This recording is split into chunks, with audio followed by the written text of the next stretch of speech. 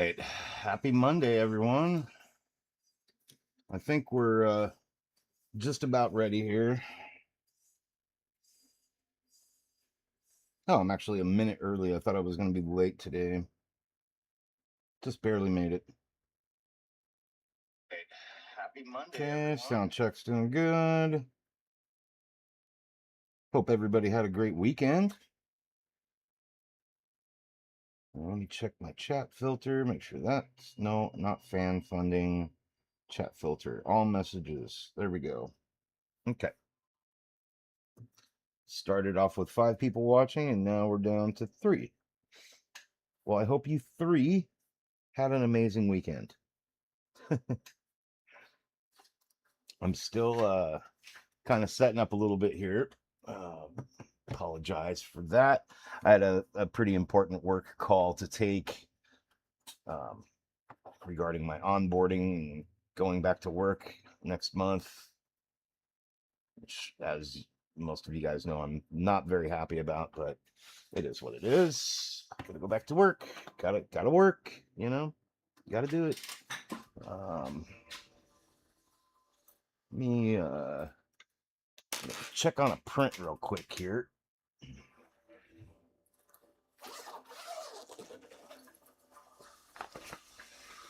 See how we're doing. Yep.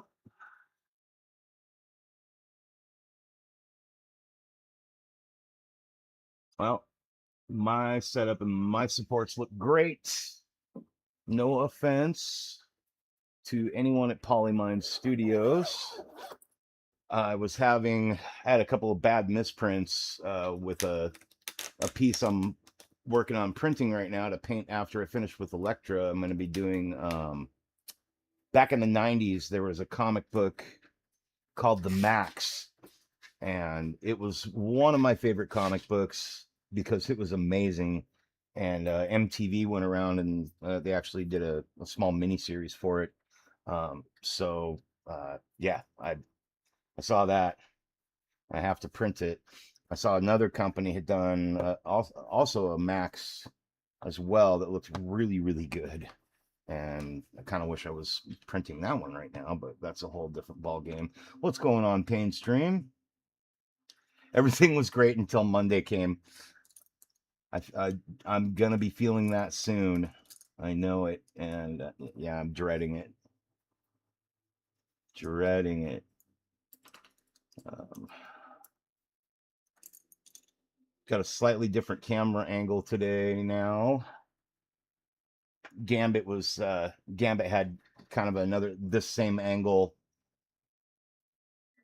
and I kind of dug it. I'm like, I need to try another camera angle with this camera, so I like this angle, so you guys can see what I'm working on there. The only thing is that the lighting, I might need to add, if I'm going to keep this angle, I'll need another little light from this direction so that this isn't all in shadow.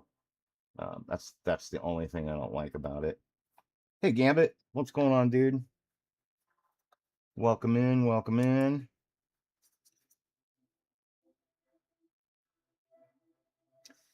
Gambit, you were mentioning earlier today how, like, where you would like to see models, how many cuts do you like? And this is a good example of that, um, in that I really wish they separated the boots from this one. I think that would have been better suited for this model. But that's neither here nor there, of course, anymore. Um, hey, what's going on, Mark? Thank you, dude. Yep, got to try out new things. Got to try out new things. So here's our base. We got this all finished up last week. It turned out really nice. Sometimes simple is the best. And after going with the simple, I think it looks way better this way. There are some imperfections in it here and there, but I'm pretty much okay with that. There's like a layer shift right here you can see. But it's such a uniform layer shift, it almost looks like it's part of the model. but this is solid. It's a solid chunk of resin too, so I'm not surprised at all that the weight pulled on it a little bit. Um, but yeah, I'm gonna keep it anyways. It looks good. I'm happy with it. So let's get this put away and then get to work. Get at it.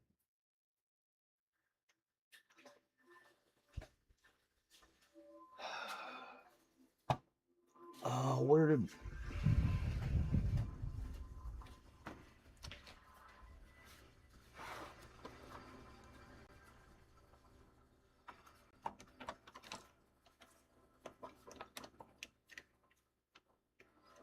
parts and parts and parts? Okay. Shit. I just realized. I just remembered. I'm gonna have to probably go to Warhammer today. Actually, I think he's closed today. I need to get more of this Blood Angels red. I don't think I have any more of it. Do I?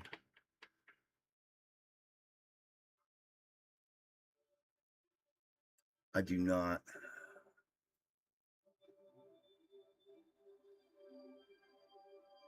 Yep. I need to get some more Blood Angels red. Got enough in there to get me by for a bit. So we'll be all right.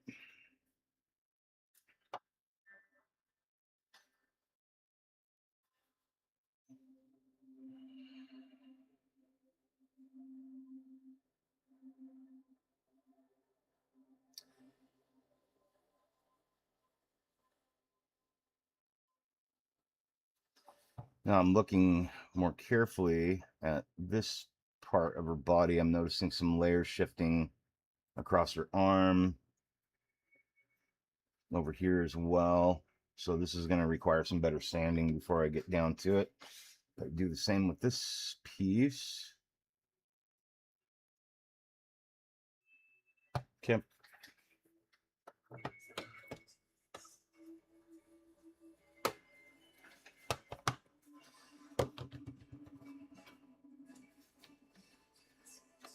The base looks fantastic. Thank you. Thank you. Thank you. I think it turned out all right. Sometimes just best to keep things nice and simple, which is what I did. Quick airbrush breakdown here to make sure everything's looking good before I start painting and realize I have a clog. So Friday I was kind of like, okay, I'm done.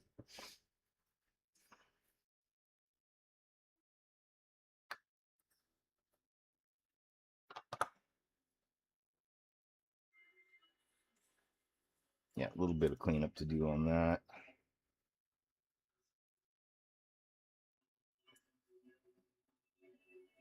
Had a Games Workshop storefront for about 5 minutes when I was a teenager in Houston. I remember going and being stoked, and then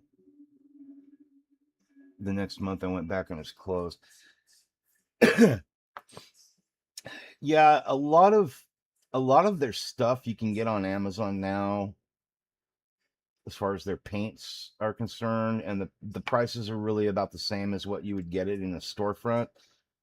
My storefront is literally like right down the street, like 6 blocks away, and the guy that runs the place is really cool. His name's Ryan, and he runs the shop. And I think that's what they do is they find a guy, they give him a shop, like this is your shop. It's your job to pay yourself. I'm not sure how their business model works. But I think they basically just give him free reign of everything as long as it's within, uh, the Games Workshop model, whatever that might be. Um,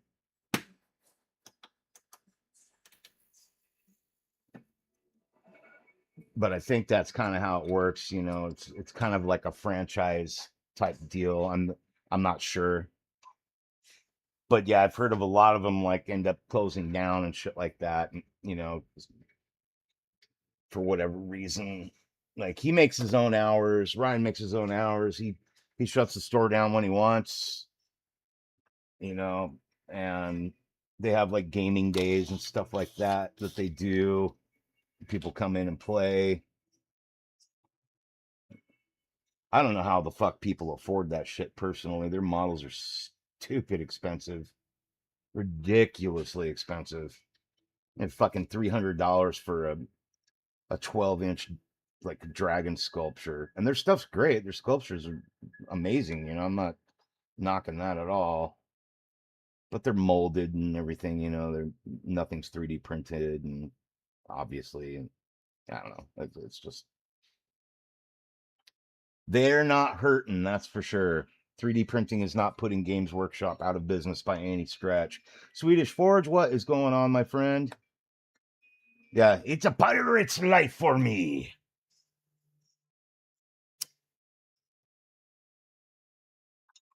Agreed. Agreed. Agreed.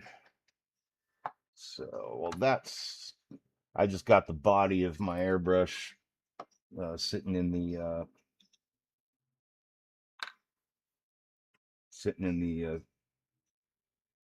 jewelry cleaner.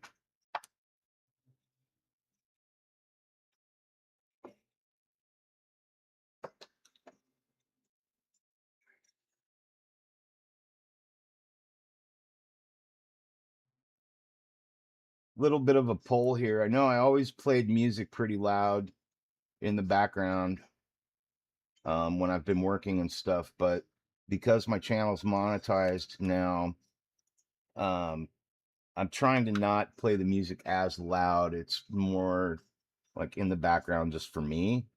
But just out of curiosity, what do you guys think? Do you miss it? Does it feel like there's something missing from my channel?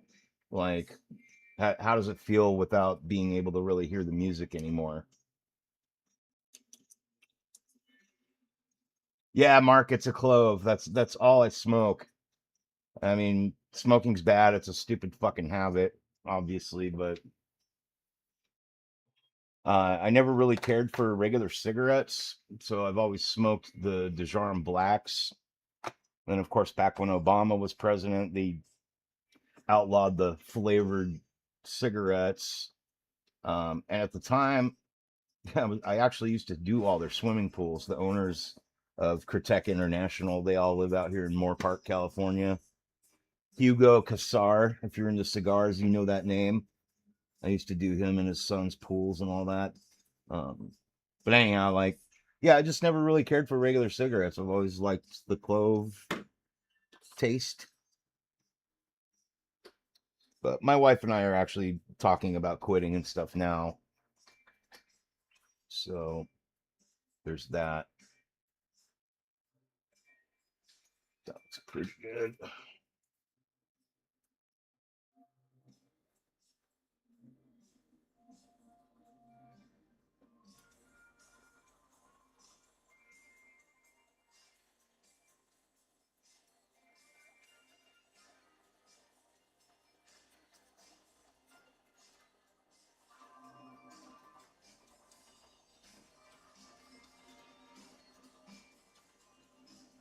Had a girlfriend that smoked them.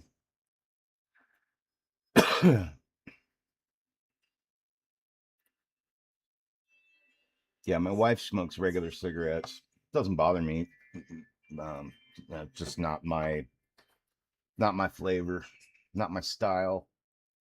My friends always tease me, saying that they can always smell me a mile away. They know if I'm hanging out at the bar because they can smell my clothes.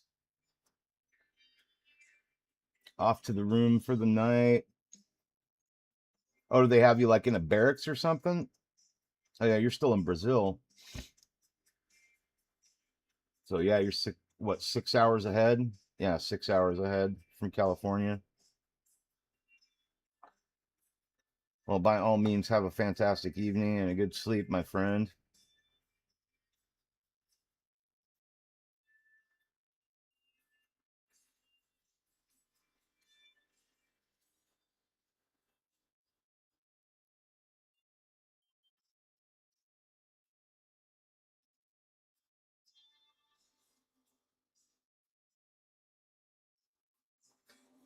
You like hearing the music personally, says Pain Stream.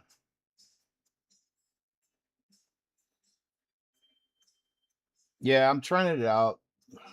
Oh, you're on a ship. Okay, two-man room. See y'all later. All right, bud. Have a good night, man.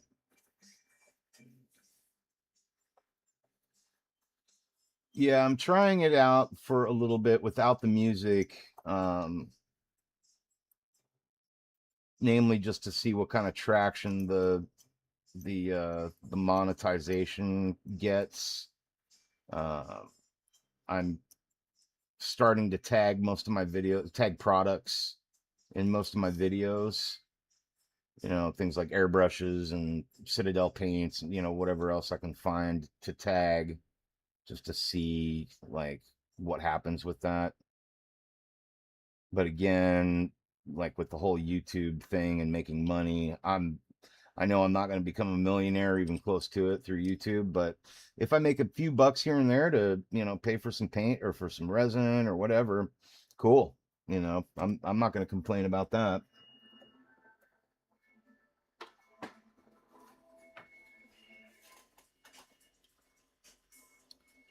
Jennifer says she doesn't mind without the music. Okay, good to know.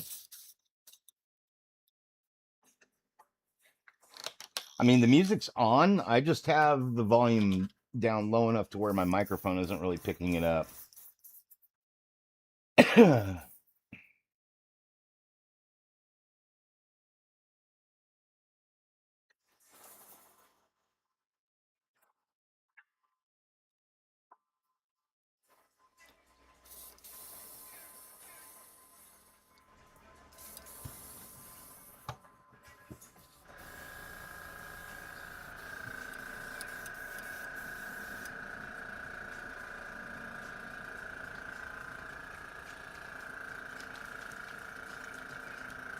And yes, hi, Jen.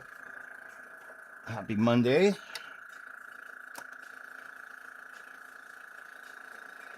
Hope you're having a good one.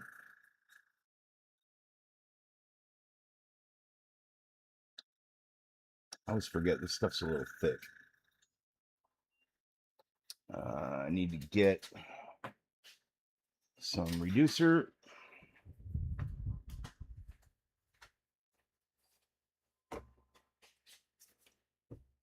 Oh, it's thinner and flow improver. Oh yeah, you guys want to see the Psycho Bunny? The Frank the Bunny is finished. I finished him on Sunday, so I'll let you guys check that out here. I got to turn off the studio lights for this one though. There he is.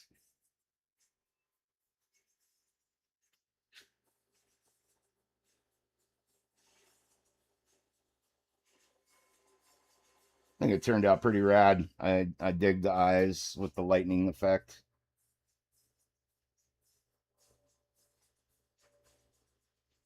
Pretty much nightmare fuel, as my wife puts it. I thought was pretty funny. My wife is home today from work because we found out over the weekend that we both have COVID. So we pretty much haven't done shit for fear of passing it on to anybody else. It's basically a mild cold, is all it is. And I'm not going to get into any kind of fucking medical ideologies or political bullshit about that either.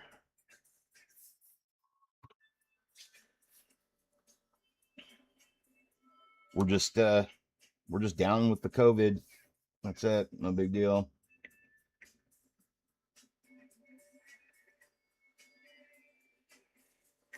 Fortunately, it's not a big deal. Yes, we are both vaccinated. Not going to get into that either.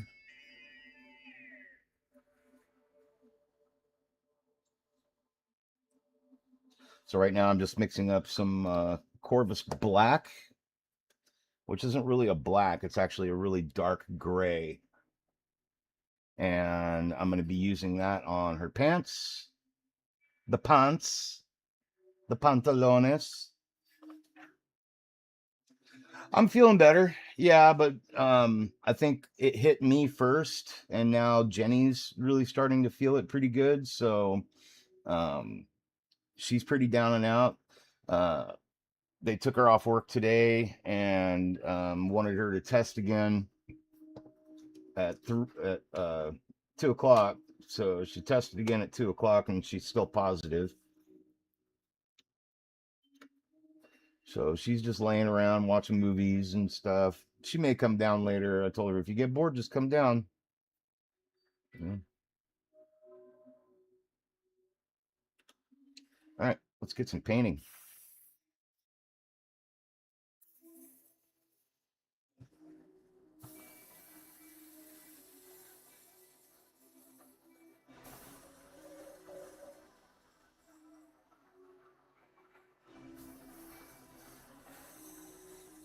And thank you, Jen. I appreciate the concern and well wishing.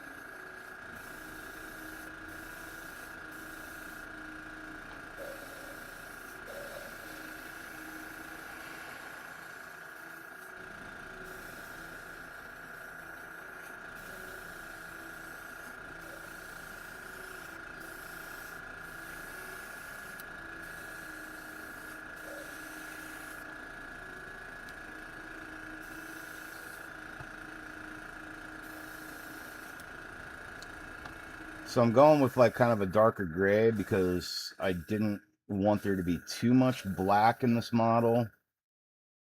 Needed some more color variation. And then I'll be dry brushing some highlights on the folds and stuff like that. And then we'll be doing the belt, the boots, and the two sashes that fit on the front and back of her outfit here.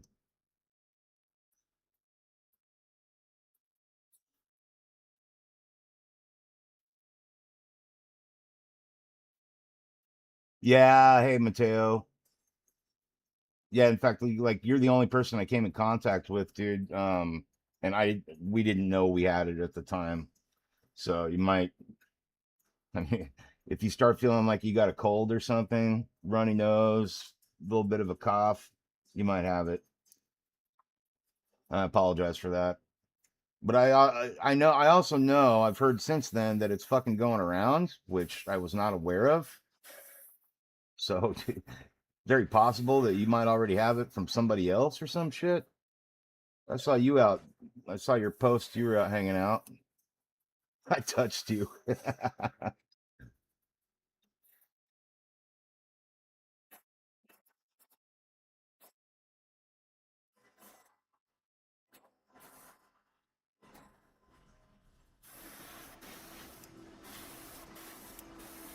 I honestly didn't even think about that until just now. So I apologize, my friend.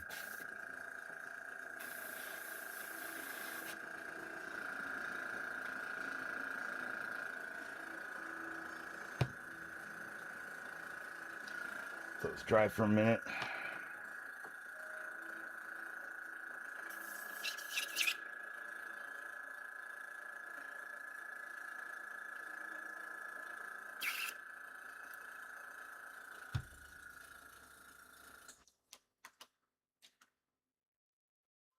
I mean, it's if you do catch it, you're basically incubating it for a week before you even know you have it or have any symptoms. That was definitely the case with me.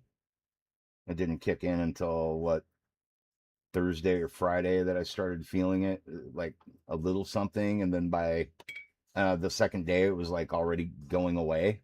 It was really fast. Yeah, because I took Theraflu and then I felt fine, and then after that, I never really felt anything after that. I feel totally fucking fine, but I tested positive for it yesterday. So who knows?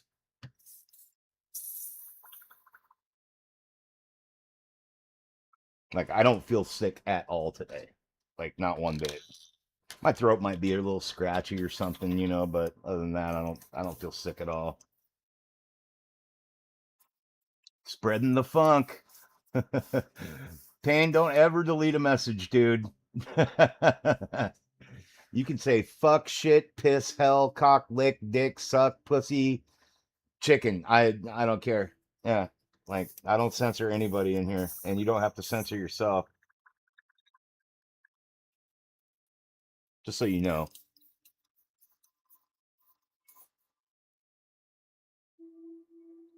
It's my channel, man. I expect pirate talk while we're in here. We cuss like sailors on this channel.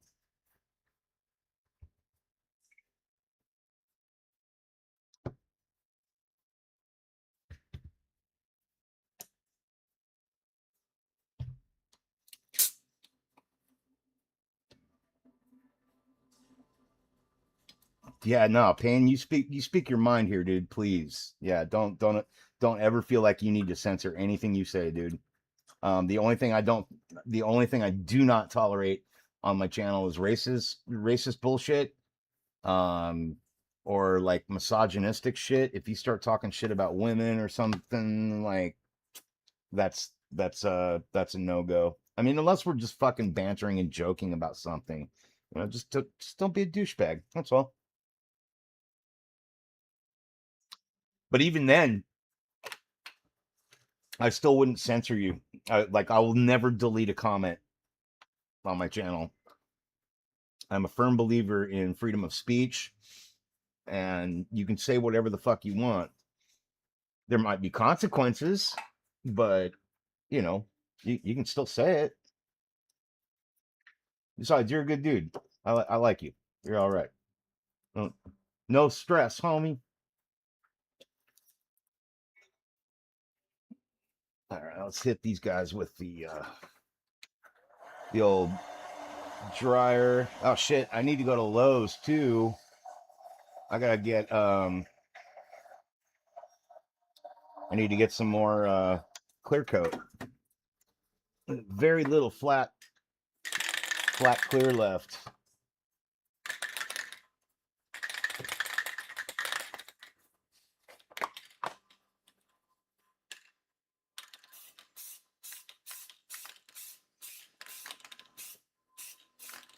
I just want to hit the pants with a little bit of flat clear. It's going to be dry brushing on them, and I don't want the dry brush. I don't want the dry brushing to take any of the paint off. Something to remember when you're doing stuff like that.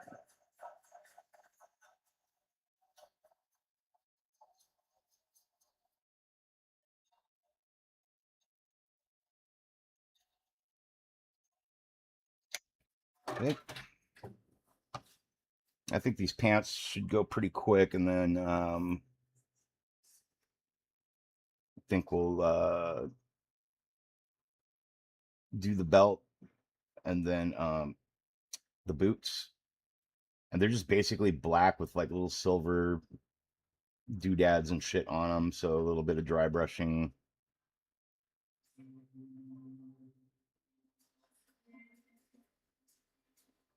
And then we'll do the sashes for the belt and all that. It's a pretty simple paintwork, really. Hey, what's up, Kenny? Congratulations on finally getting your printers delivered, my dude.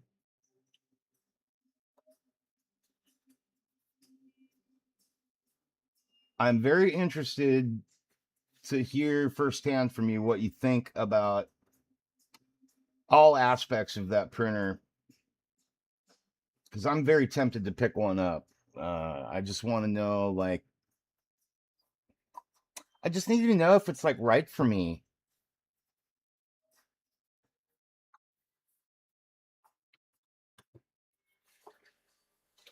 Almost forgot. I got new little metal cups to put my paint in. Thank you, Gambit. These things are fucking rad. I need to mix up some gray. Oops. Some light gray.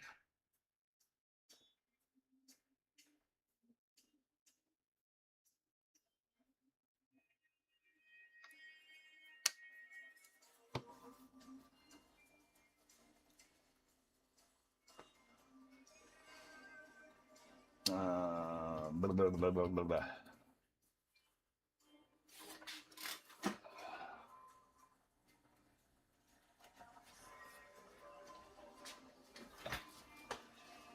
A little bit of deck tan.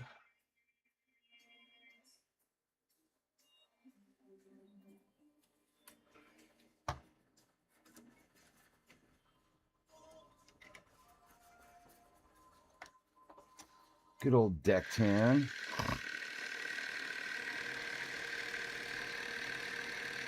I don't know how you're going to wait until September, Kenny.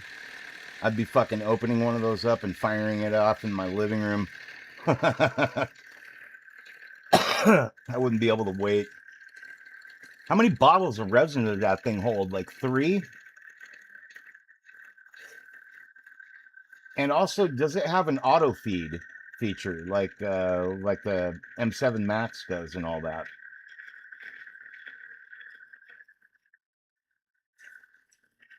Just curious. I honestly haven't even looked into them yet.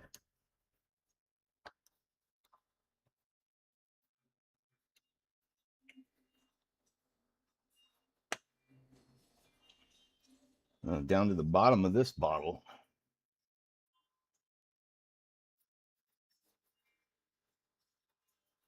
Come on, baby.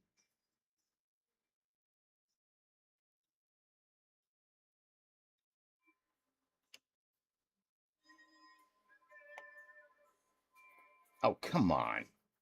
Really? I don't have like 2 drops in here. There it goes.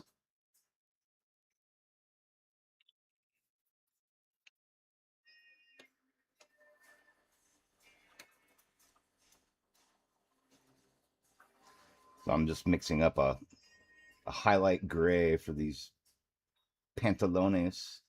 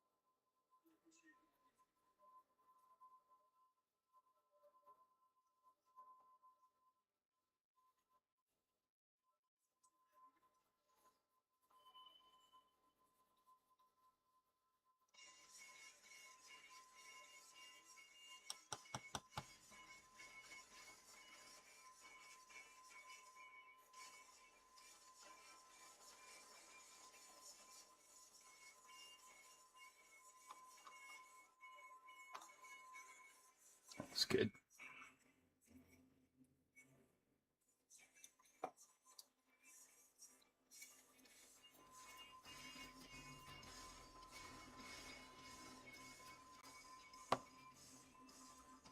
You don't want to kill the asthmatic here. Yeah, definitely don't want to do that. Only holds 2 bottles, so that's the same amount as that's the same as the M7 Max then. I was expecting bigger. And the M7 Max also has an auto feed on it. That's curious.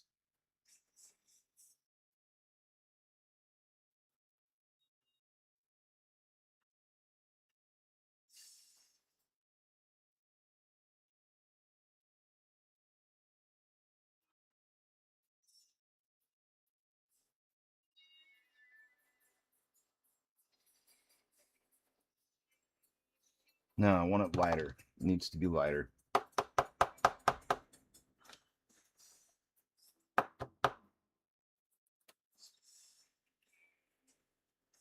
No auto feed. I'm a little surprised to hear that.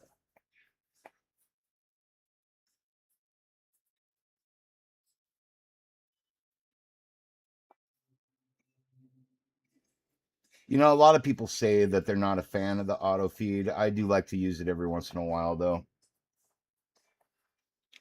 Ain't gonna lie, I do enjoy that feature personally. I like to have it when I want it, but maybe that's, in retrospect, maybe that's why they didn't put it on this model, is because so many people didn't like it and didn't use it. Most people I talk to don't like that feature, or never use it. So why put it on there? If your general masses aren't going to, Anycubic doesn't give a shit about Ron. You know what I think about the auto feed feature. It's what the general masses think about it. And if most people don't use it, then why add it?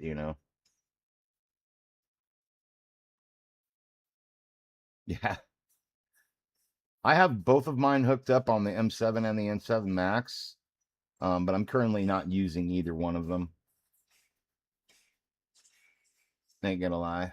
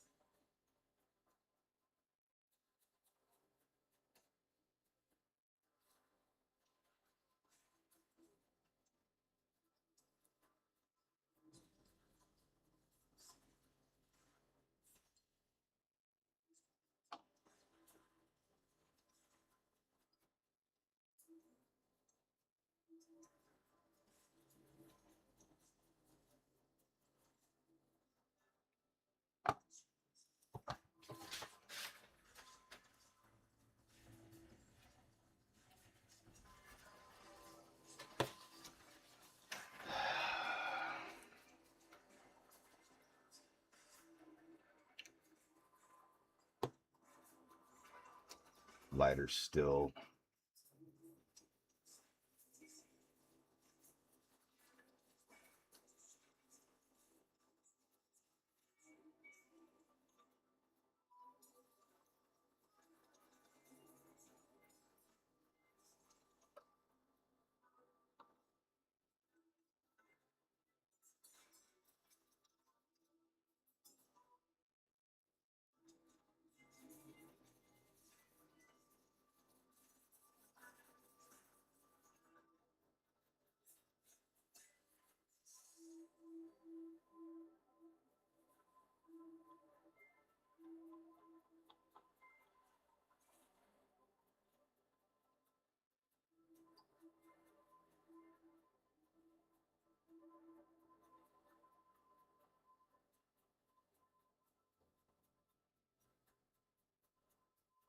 There we go.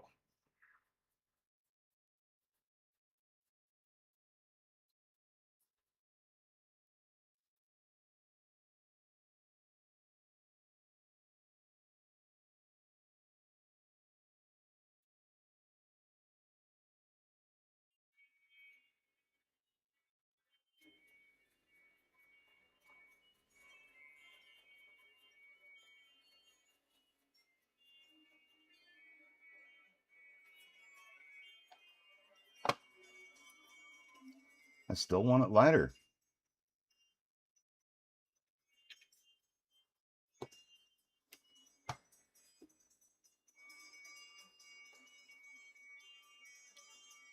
You're currently using the P1S and two P1 Max printers. Very sad man I am. Well, I got rid of my Cobra 2 Max finally. That went to a good home. And so I've got some more space now. I want to get one more of my workbenches that I have here in the garage. and kind of you know, it's going to add more drawer space and stuff like that. And then if I add the other workbench, I'll also be able to kind of join the two together, as it were, and I'll have a nice uniform uh, print print station. I want to have the two large printers, the P1 Max and the M7 Max, running side by side, and then just keep my M7 Pro for my clear resin stuff. Because typically my clear resin, as most of you guys know, like we don't do a hell of a lot with the clear resin. But I like to have one printer with it ready to go whenever I need it.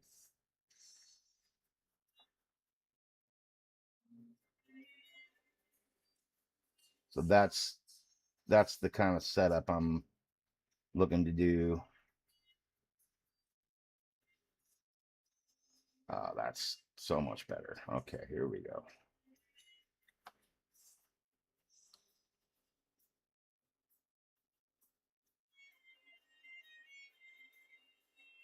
Oh, that looks nice. Okay. That's the highlight color I was looking for. Sometimes you just got to keep adding a lighter paint until you get the saturation right.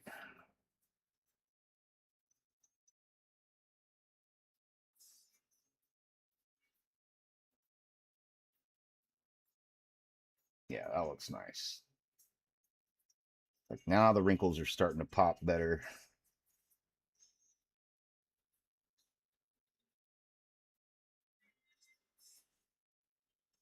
Not too worried about this spot because she's got a big tail hanging off of her.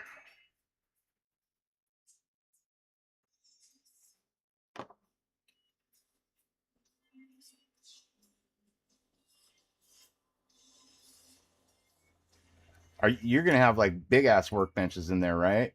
Is what you got going on? Were you talking about your workbenches or mine? Mine are pretty small.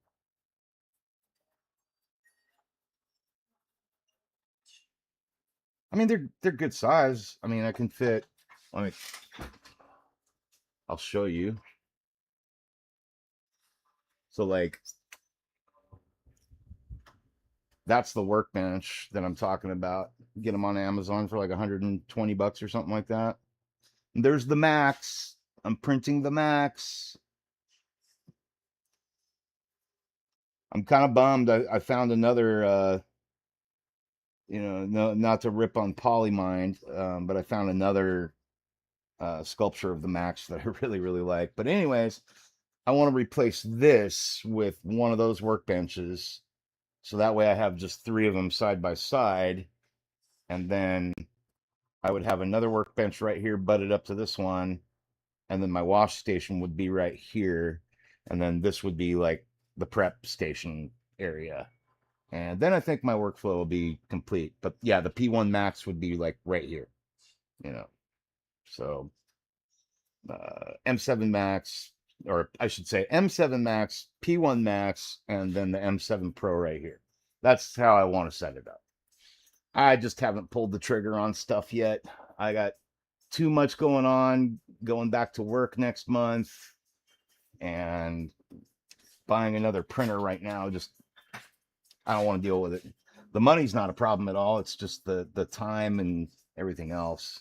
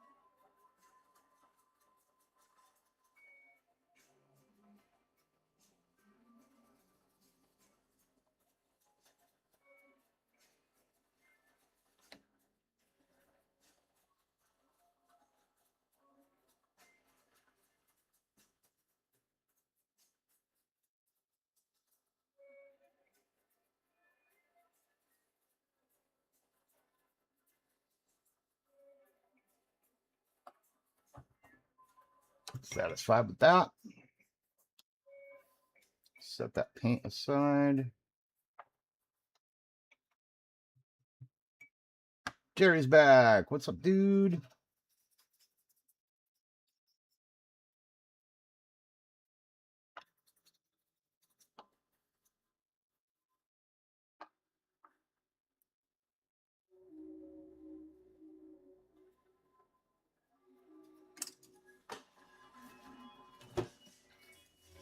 Okay, what's next? Normal oil. Normal oil?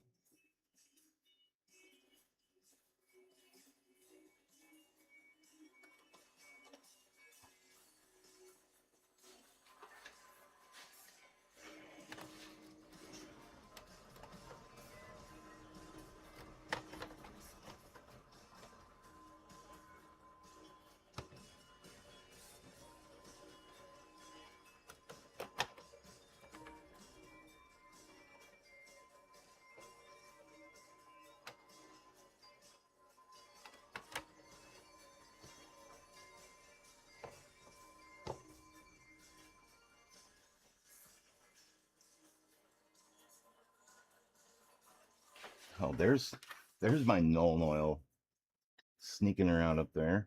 I knew I had a whole other bottle of that shit somewhere.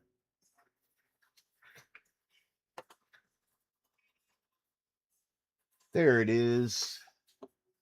Abaddon Black. I love this stuff for like boot rubber. It's a fantastic, like kind of a gloss, really deep black. And it looks really good to separate like boot rubber. What's up, Jerry? Finally made it home. I hope you're home, not doing another job or something.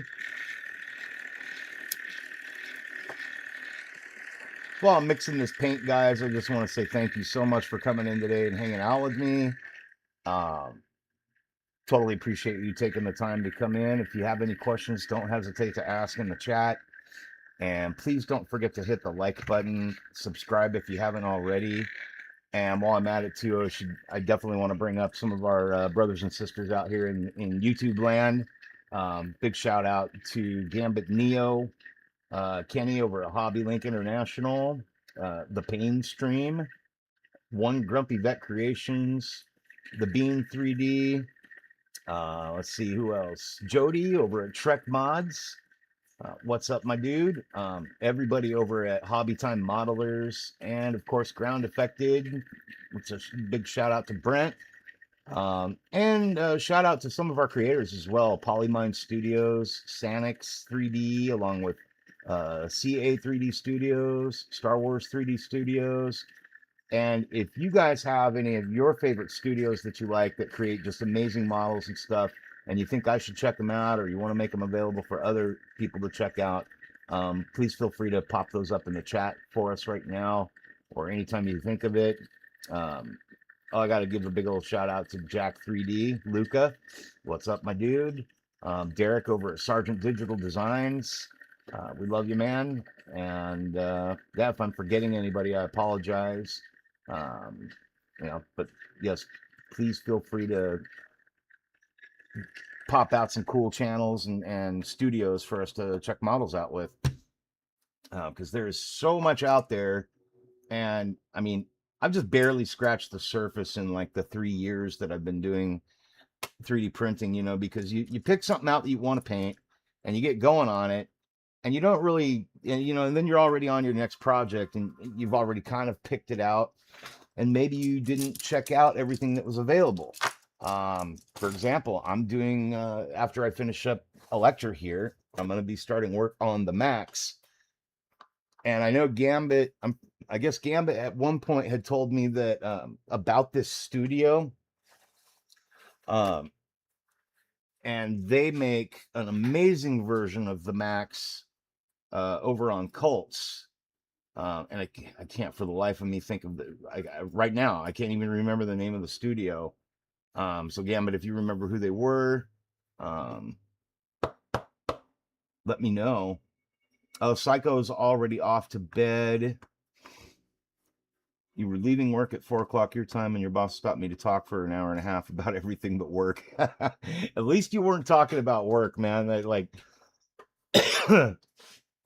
my boss called me to basically have like a 15-minute conversation, and the next thing we know, like 45 minutes went by. So I apologize for missing the last of your stream there, Gambit. But yeah, we were chatting about a bunch of stuff.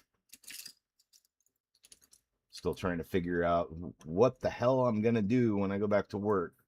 Like, guys, just give me my old route back and let me go to town and start making us back the money that we lost when I left because people didn't like who you were sending out to their house or didn't like the job they did or something. It's like, I can fix all that. There's a lot of money out on the table we're not making right now, and I'd definitely like to get out there and fix it. Prey Studios. Thank you, Jerry. They did a version of the Max, and this is not knocking Polymind Studios Max at all. Polymind did an amazing, amazing job. I don't know which one of their sculptors did it, but it looks fucking amazing. And it's very similar to the comic books and such. The Prey Studios Max is also very in tune with the comic books. However, they included Julie, who is Dave's. Well, the Max is Dave's alter ego. If you don't know anything about the comic book, it's basically about a guy named Dave who has some really fucked up psychological issues, and he's pretty much a homeless guy that lives in a cardboard box. And the love of his life is a girl named Julie, and she's actually his social worker. For the early 90s, touching on those kinds of topics in a comic book was extremely, extremely unusual. Um, you didn't see that happen very often. And the author, whom I'm braining his name right now. Hold on a second. This is important. Sam Keith. Um, Sam Keith's art direction with that comic, I mean, he was basically given free reign to do whatever he felt he needed to do to make the Max come to life, so to speak. And to see a studio back that sort of thing back then, you know, talking about homelessness and mental health issues and stuff like that, wasn't very common. And Sam just did an absolutely phenomenal job of it.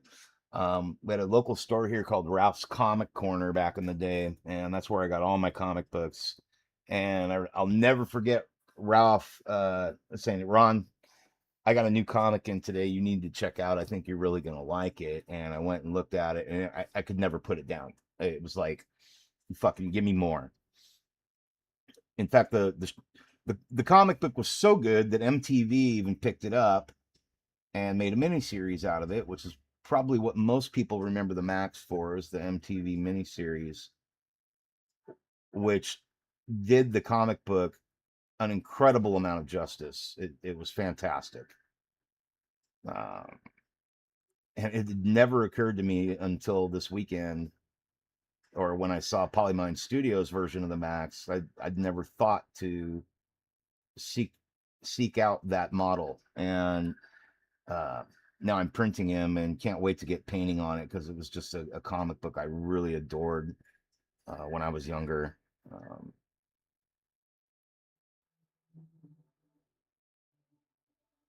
some fucked up shit in that comic book, but it's good stuff.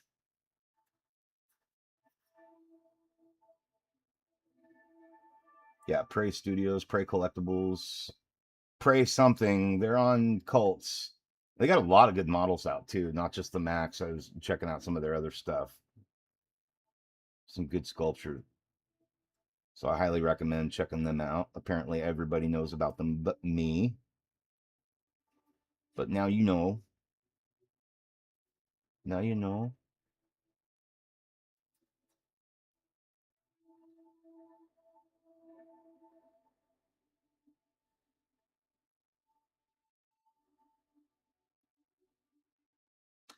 Just in case I didn't show you guys already, Abaddon Black is what I'm using right now. For these, the boot rubber.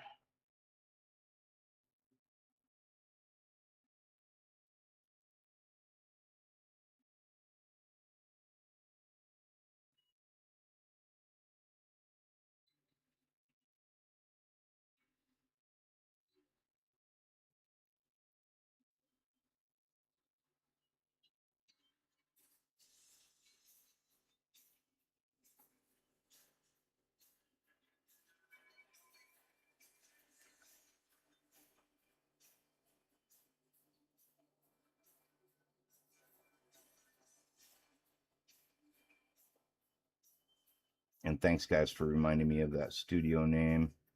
I always love to give credit where credit's due.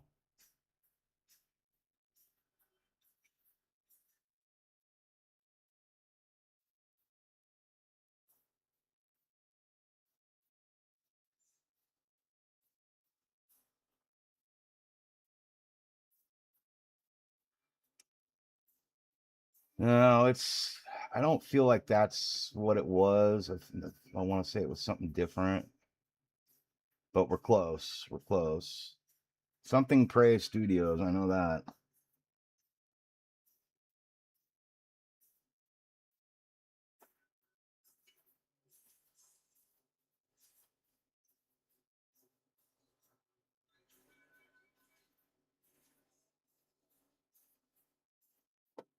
I'd have to go back on Colts and check it out.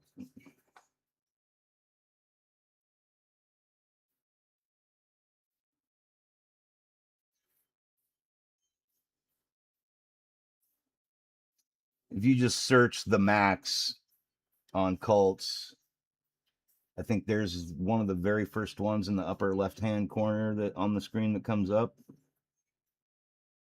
That's really good. I love it too because they've got Julie in her Outback form.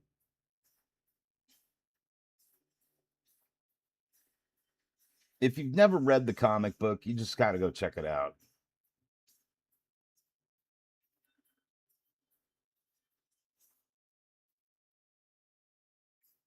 I think you guys dig it.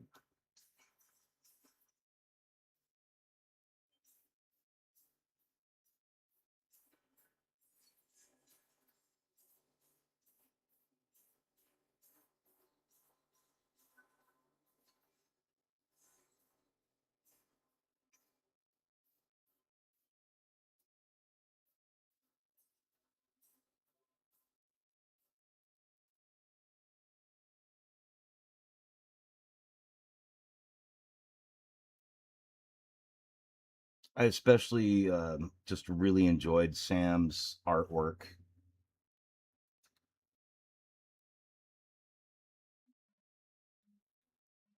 Sam Keith's artwork in the Max and everything else he did was just fantastic. Really, really good stuff.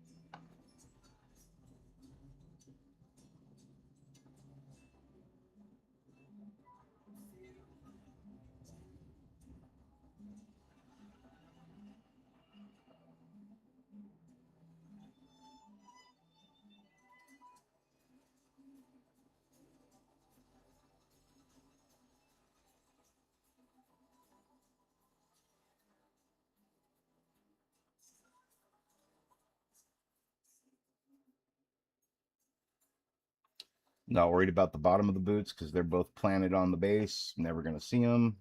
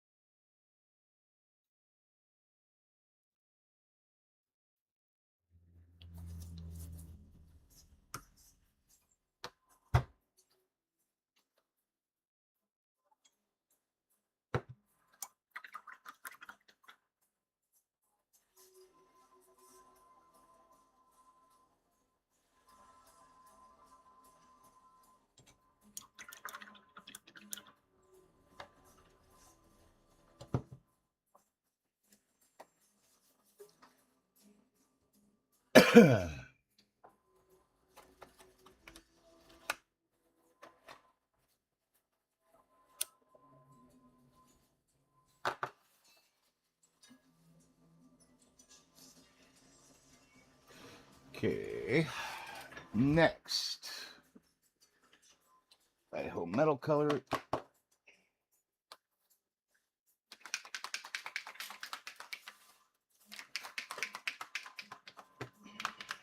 So while I'm thinking about it, I'm not hungry yet, but what did everybody do for dinner?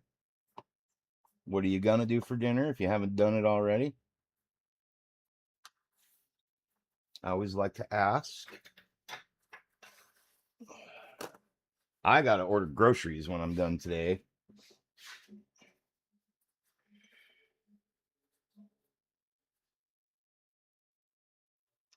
We are running low on options.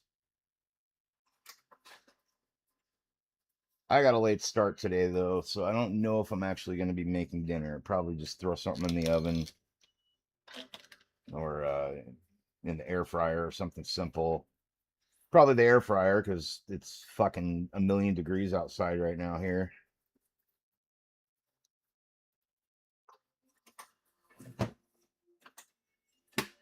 Steak tacos. I made myself some steak bites today for lunch. Had a salad, some leftover steak that I barbecued last week. It was amazing. If you've never tried hardcore carnivore seasoning, get on Amazon right fucking now and order the double pack. There's a red and then there's a black. Get the 2-pack and try that on your next barbecue. You will thank me later, I promise. Super pinky swear, promise you will thank me later for that stuff. It is incredible. Lasagna. Gambit's having lasagna. All right. That's a good one. I had lasagna last week.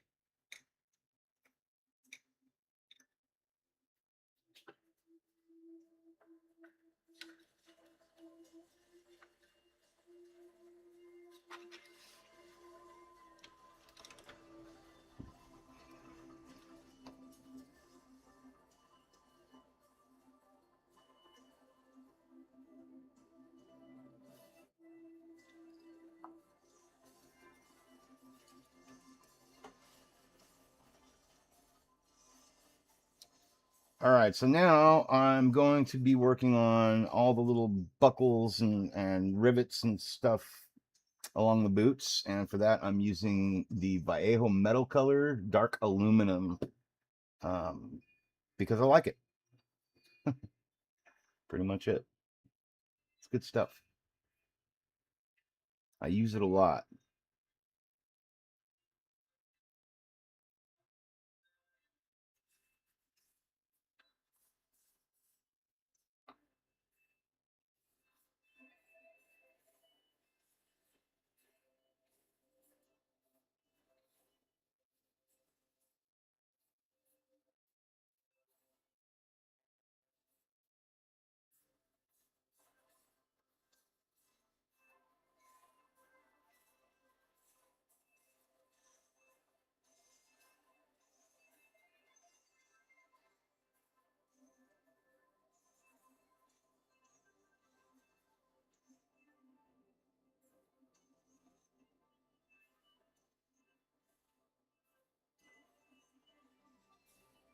Jen's having chili. It is a steak kind of day, right? Or when's it not a steak kind of day? I guess when your doctor says you shouldn't eat steak every day or something, maybe.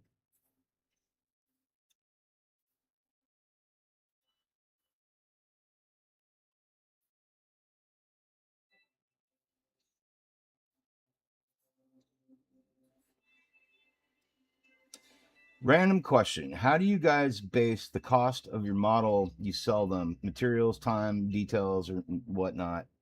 Um, that's a tough call.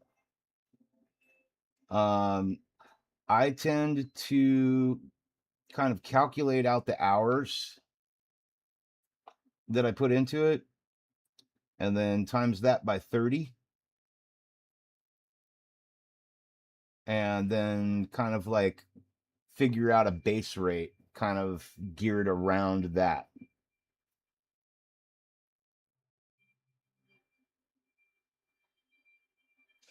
30 meaning $30 an hour, which is, you kind of have to ask yourself a personal question in that, you know, how much is my artwork, how much are my skills worth? And for me, being somebody who's been drawing and painting for 45, 48 years, I mean, as soon as I could pick up a crayon, um, and that's kind of what I base my rates off of. You're paying for years and years and years and years of experience.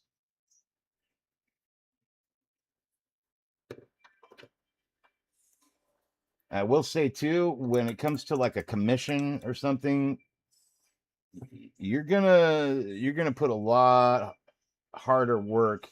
I mean, you try to have the mentality where I'm gonna do just as good a job on my own stuff as I am going to do on a commission work. But I think getting commissions and paid projects, you tend to try a little harder. You really step up your game. I find myself like really trying to step up my game. Don't be afraid to try out tricks that you saw somebody else do that bring your work to the next level. Don't be afraid to try different things that are gonna get you to that point. And that's a really good question, Payne. And I've seen your work, dude, and I mean, you could absolutely command like $30 an hour. You know, you just again, it's a personal question. What's my pay worth? The Punisher, for example. You also the other conundrum too is you have to be realistic with yourself. Am I gonna set a price that is gonna be at a point that nobody buys it? And then you also at some point in time you kind of just have to put your foot down and say, I charge $30 an hour. Like I can give you an example. Matt Morozic from Matt's Custom Models, he gets work all the time. His work is phenomenal. A lot of us can paint just as well. But he's been putting his work out for a long time and he gets commission after commission after commission, and he pretty much charges $30 an hour. That's print time, that's painting time, that's prep time. Is every hour he spends sanding that model and getting it ready for paint, that's $30 an hour. Every hour that he spends painting, that's $30 an hour. Um, and people pay for his work. It's just a matter of getting yourself out there, putting your foot down, and deciding what you're worth, how much you want to charge per hour, or do you want to charge by the piece, and kind of go from there.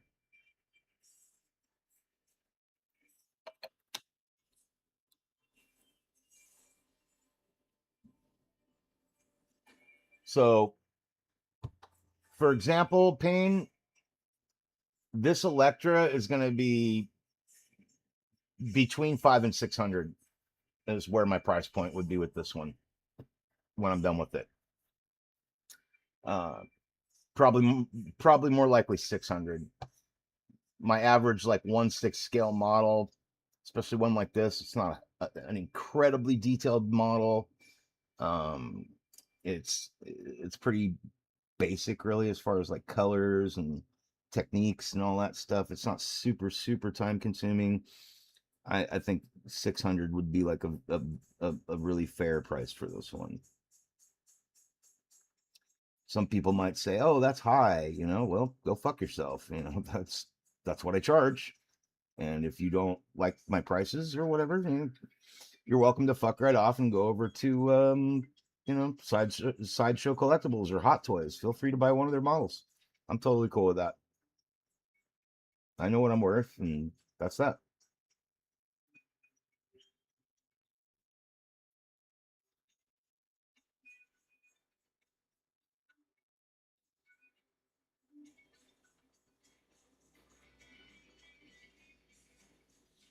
And that's what I mean by like putting your foot down too. You should be proud of the work you do. You know, know your worth, be proud of what you do, and charge accordingly for it.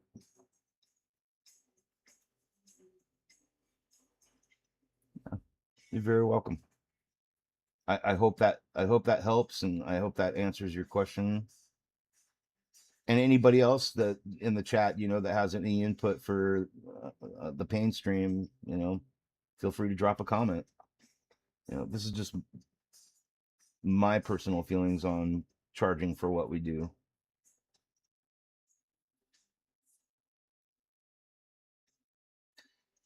Like that Punisher model I just finished. That's a 1,200 $1,500 model easily.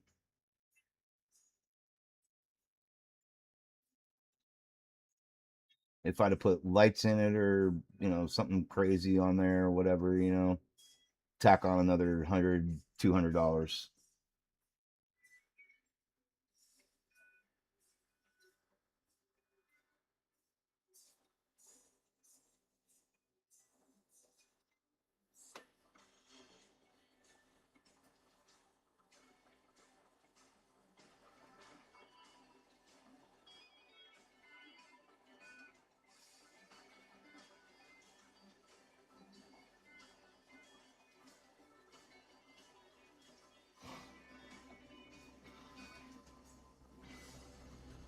Yeah, Gambit's right. Like it depends on the model and the time that's gonna go into it.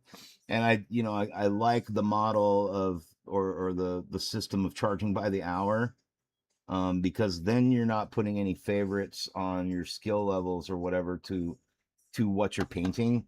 Everything's the same. You're putting $30 an hour into it. If they want you to hurry up or something like that because they're worried about how much hours are stacking up, we've all seen those memes. You know, guy doesn't want to pay full price for something. You give him half a project. Just send him the base. Nothing else.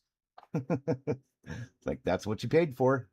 You wanted to pay enough money for me to just finish the base. You want the rest of it? It's another $30 an hour until it's done.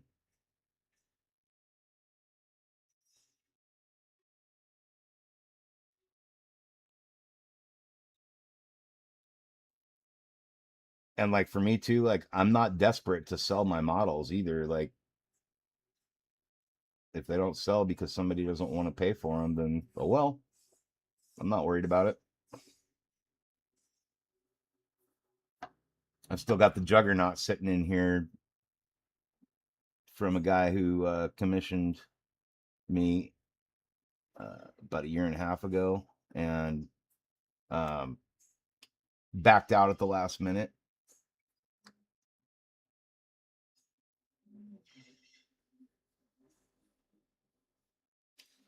So now what I do is I basically take approximately half right up front. I don't start printing the model until I get half, approximately half, because again, I don't know.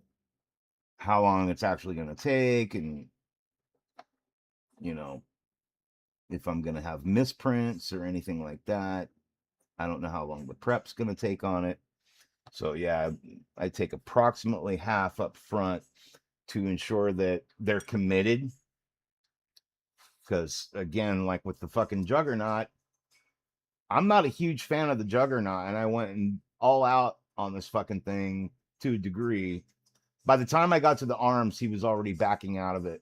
So I didn't even try to seal the seams on, or the gaps really on the arms. I just slapped them on there. I was like, fuck this thing. Um, that was a $1,500 commission. And ever since then, I don't do a commission unless I get at least half up front. If they want to pay in full up front, that's fine too. Whatever. But I also don't do deadlines. If they want it done by a certain time, I'll do my best, but otherwise that's too bad. Again, I can't rush my work. I've got to take my time. My eyes aren't as good as they used to be. I got to make sure it looks good. So I got to take my time with it, and more than anything, I got to have fun too. It's got to be fun. I'm trying to rush something, I just get anxious and pissy, and I don't want to fucking deal with it.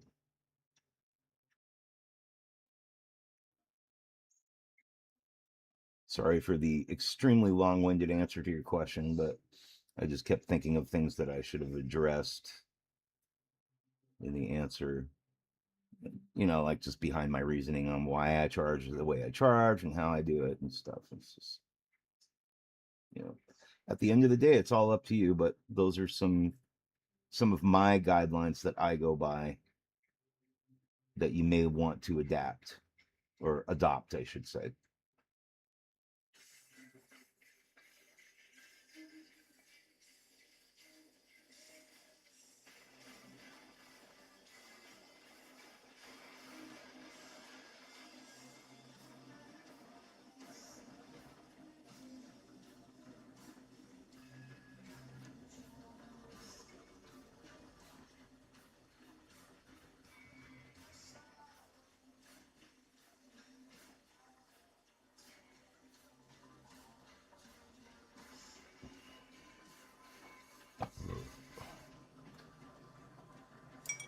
Catch up with the chat here.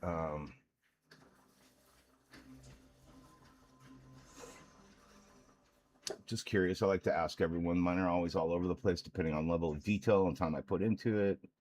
Yeah, exactly. I went from one model selling it within the day at 1,000 and average like 250 to 350 on other ones, on normal ones. Okay. Some stuff can't even sell on Etsy.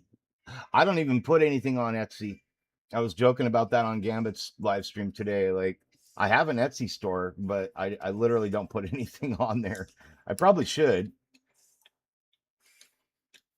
I want to keep some things on my shelf.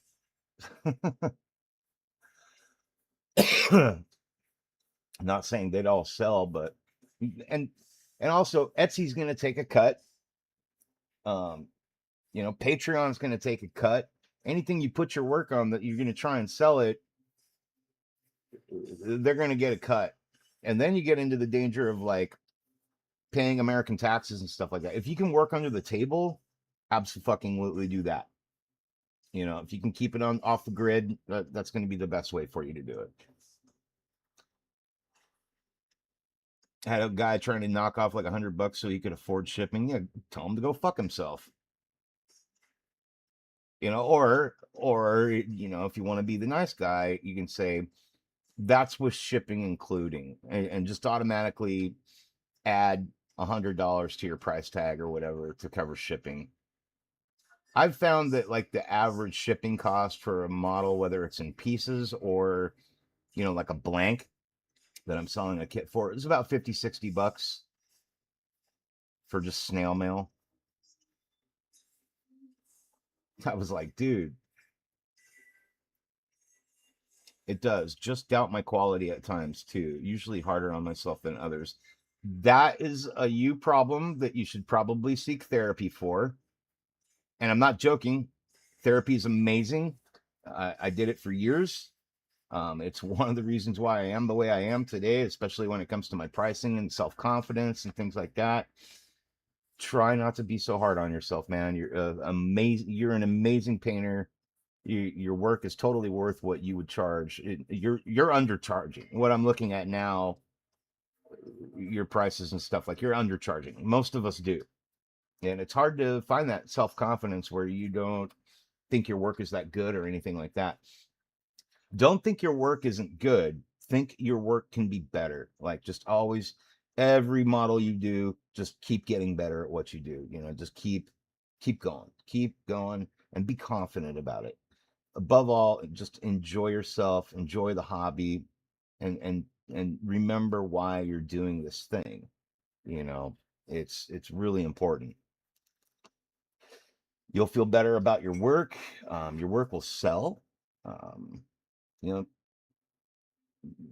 Self confidence is a really big selling point in this kind of stuff. When a buyer sees that you're confident about your work and they're looking at your work on Instagram or whatever, that's the other thing too, is like get your work out there, dude. Like, and you already are. Like you're doing well. Um, as far as getting your work out there, you're doing great. But yeah, when people see that kind of self confidence exuding, coming out of you like that, they're like, wow, like this guy's cool. This guy's good. He's confident about his work. He knows what he's doing.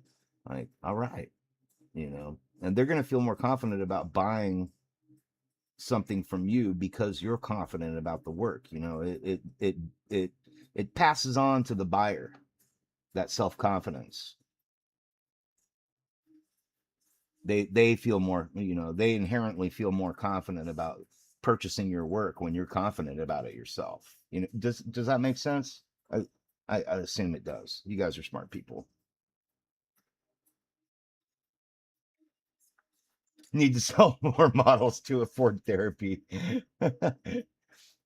Well, there's workarounds for that too.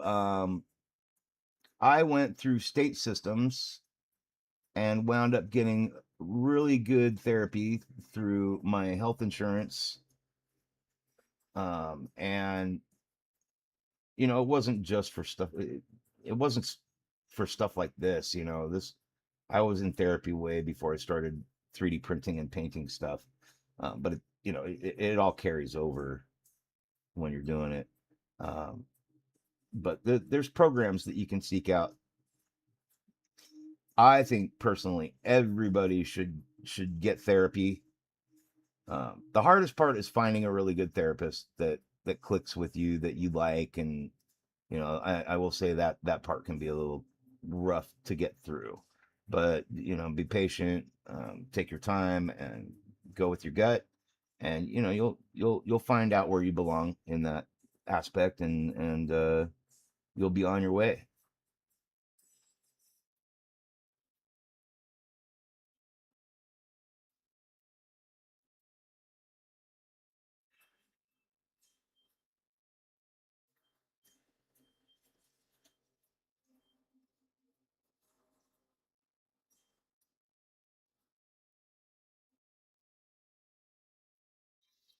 I'm no therapist, but I could definitely say with great confidence, Mr. Stream Paint. I really want to know what your name is, dude. I'm not gonna fucking lie. I'm Ron. I am not known as the 3D painter. I am just Ron. I have a YouTube channel called the 3D Painter, but it's run by a guy named Ron who's a total prick.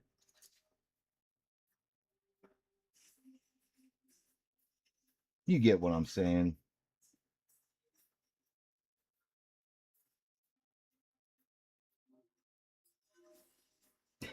Hi, Ron.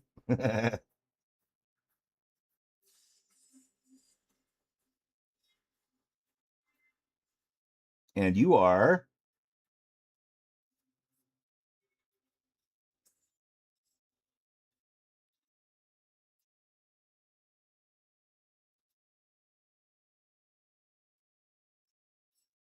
You want me to work for it. That's what you want me to do. Let's see. Let's see how you are.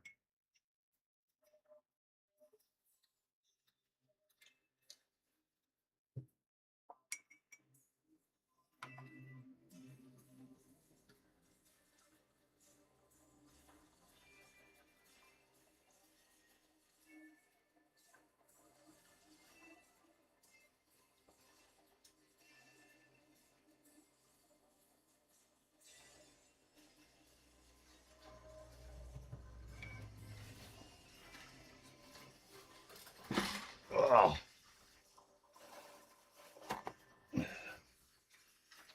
fuck. If it gets any hotter in here, I'm going to have to call it a day. I swear to God. It's roasting. I almost bought like a little portable AC unit for my studio. No, Jan, I didn't ask nicely. I said, well, I was like, and you are, hi, I'm Ron, handshake, you know, and you are, let me put it to you this way, Payne. If I want to find out your name that bad, I can do it without you. I'm pretty savvy, but it's all good, dude. If you don't want to share your name, it's all good. I don't think anyone but myself and maybe one or two other people in this chat even know Gambit's name. So it's all good. And I struggle with that every fucking day too. Like, it slipped a few times, but I don't think anybody caught it. And I was like, gulp. Oops. Sorry, buddy. Hold on, guys. I gotta fill up the paint water again. Ah. Whew. Fuck, it's hot. Fuck, it's hot. Scrolling up is hard.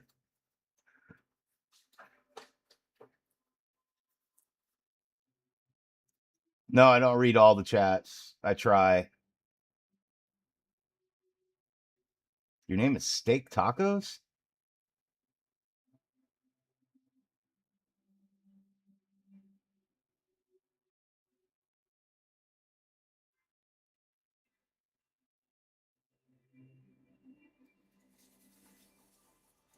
You see us guys and you're like, I have work to do? How so, dude?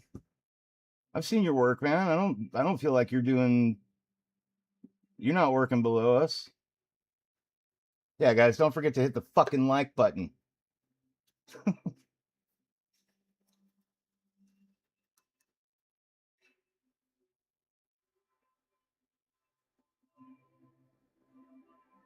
Your name is And? So my chat does something weird where sometimes like when somebody comes in or they say a certain thing, I see like a Chinese symbol. Here, let me just show you. So here's my chat, and this is what I'm seeing.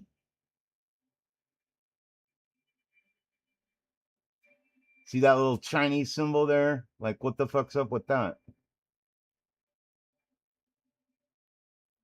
And I did read that, but I thought maybe you just had a typo or something.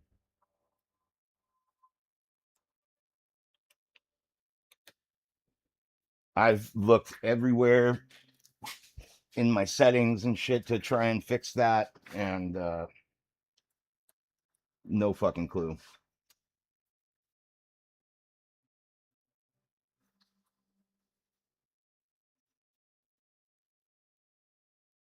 Yeah, it did it again. It just the Chinese symbol and.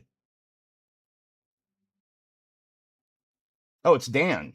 Okay, that's fucking weird. Yeah, I don't know why it does that. All right, well, Dan, pleasure to meet you, my friend. Big love, dude.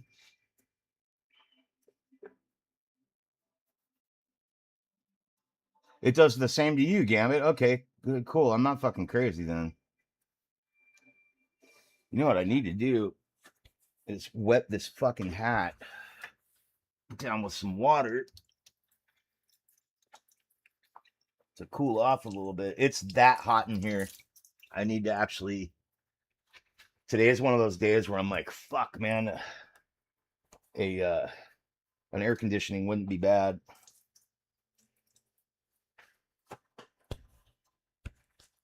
Oh,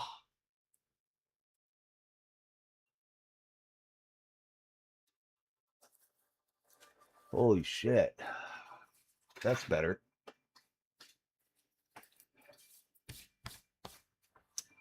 Okay. Now, I think I'm pretty well done overall, but I think I want to add some Nuln oil on the boots to get some like a bit of a gloss and a shade in there. And then we'll move on to these little sachets that go on the costume here and there.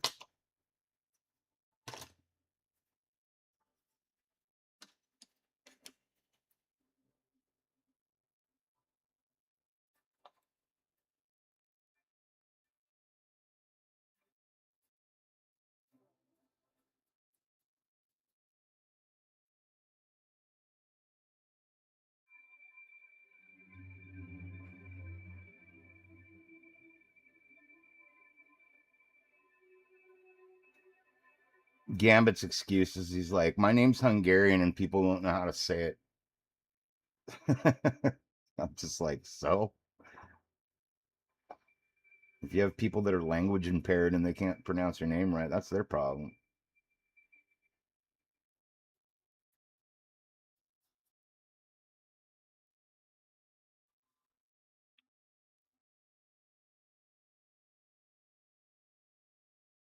You're good, Jerry.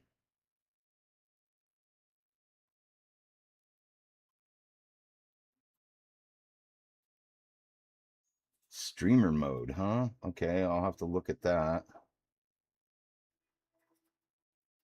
Yeah, it's done that since day one.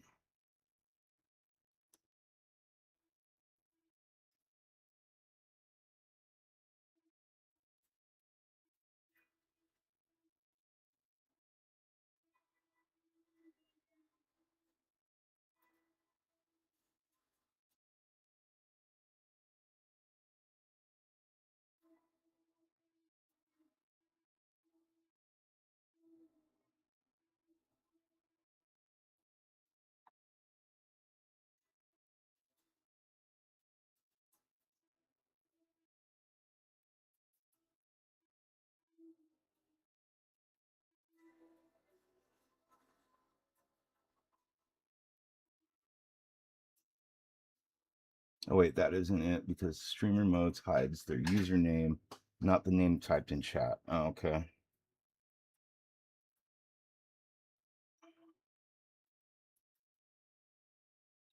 It doesn't bother me like too much, but I know sometimes I miss things like that because that's happening.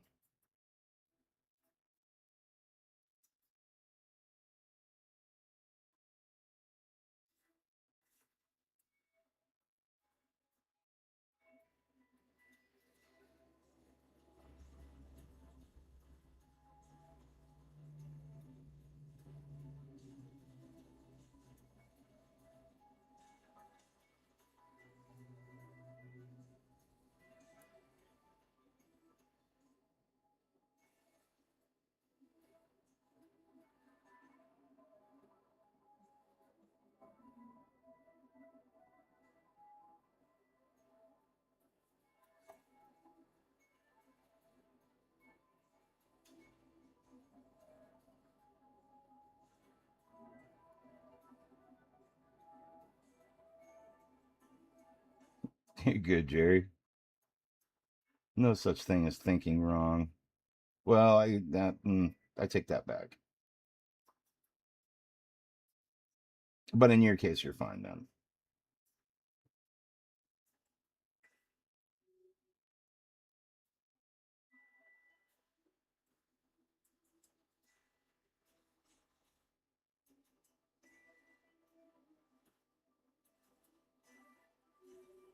Paid the 20. Oh, you paid the $20 to try those Captain Coca stills. Are those the ones, STLs? Are those the ones you guys were talking about earlier that were AI or something? I had to back out because of my phone call, so I know I missed some stuff.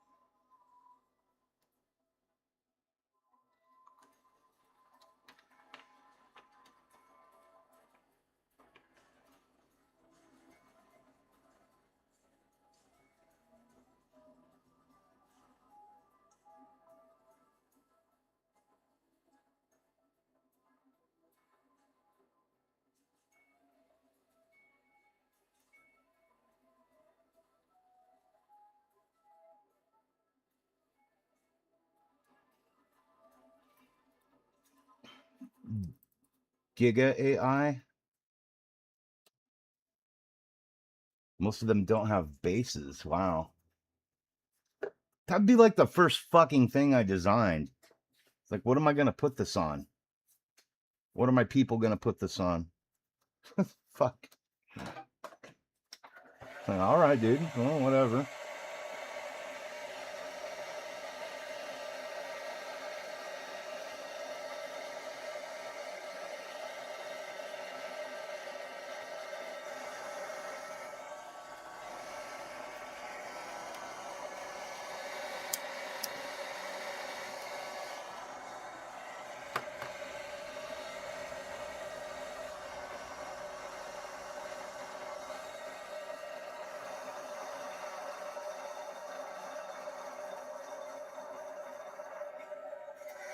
You grabbed all of them. Nice.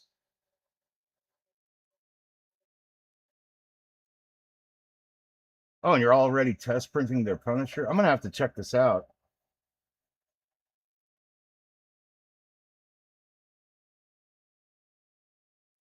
I already know what you're thinking, Gambit. That's like a perfect if they don't have bases, it's like the perfect opportunity to just make your own bases. That'd be kind of something fun to practice with. You could make your own cuts on the figure and then just make like really simple base for some of them and stuff like that. Just an idea. I don't know. I don't fucking know. Okay, we're gonna set the legs aside. I'm pretty happy with how these turned out. They don't translate on camera very well because they're just black and gray with little rivets and stuff on them. But then we've got this sash. I think this is the one that goes to the front or the back. No, this one's for the back.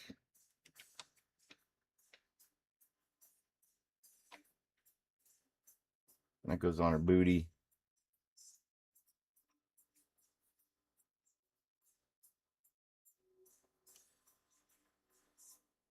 And then this one slips up underneath the front. Like kind of funky though. You got to get it like just right. So we'll get these painted up now. Shouldn't take long.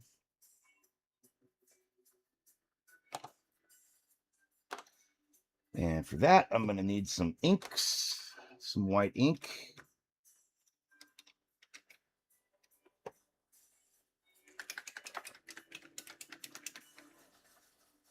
I really don't like this shit, though. It gums up my fucking airbrush every time. I think I'm going to do something else. I've got an extremely light blue I could use, which would actually work really well underneath the red. Let's do that.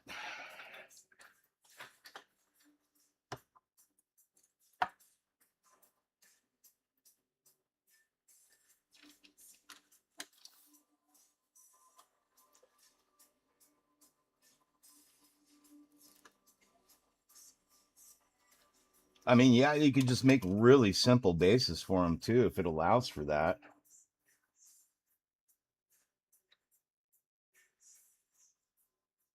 What's this one? Oh, this is for her back. Oh, we're just gonna do all these at once because they're all the same red. And I'll start by basing that off with some really light blue.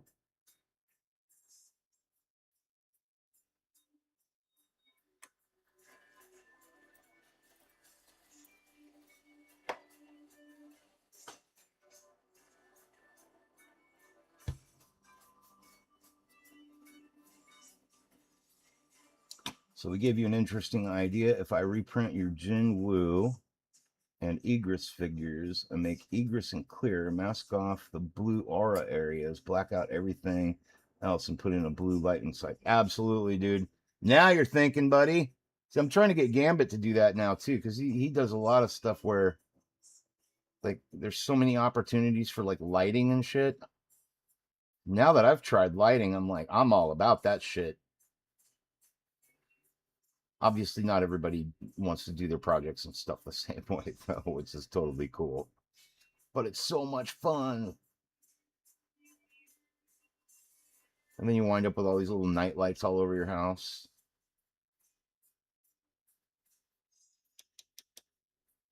So this is just like a really super light blue that I'm mixing up for the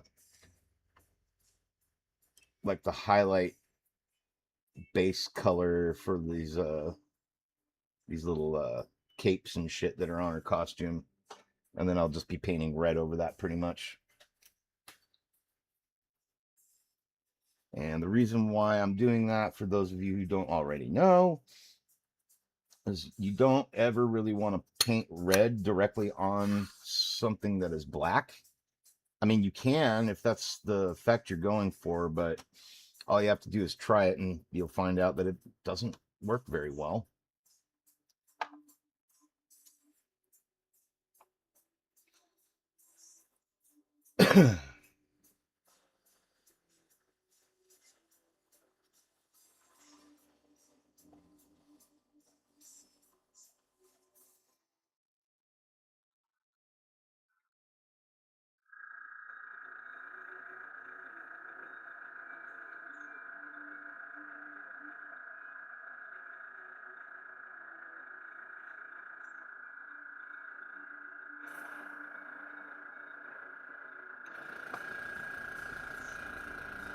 And you could use just white if you wanted, but a light blue will also work.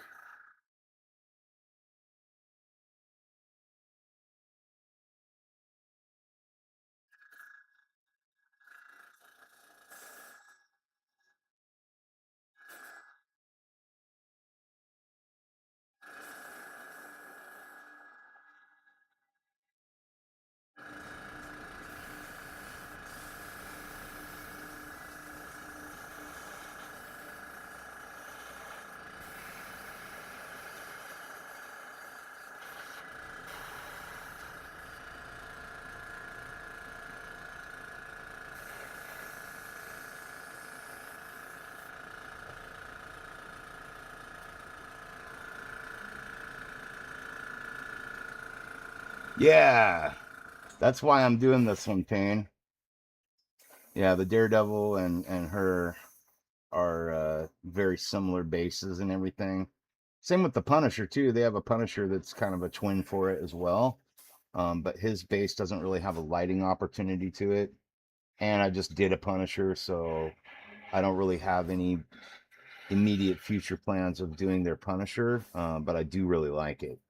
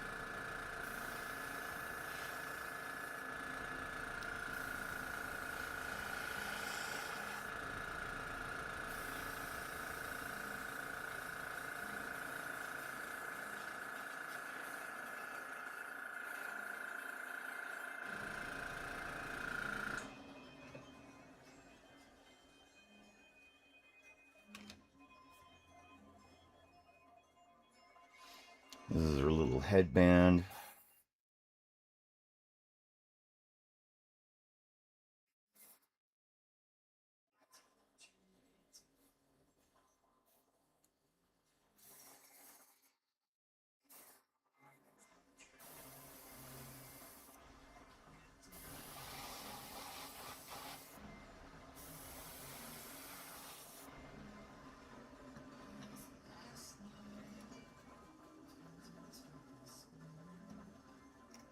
Plus, everybody voted for me to do this one. I already had her printed up and ready to go. So it was like, finish what you started.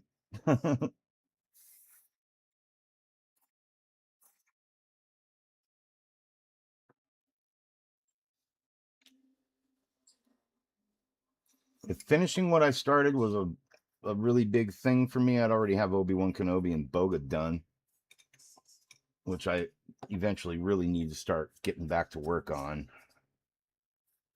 I got to have that one ready by March for Wonderfest.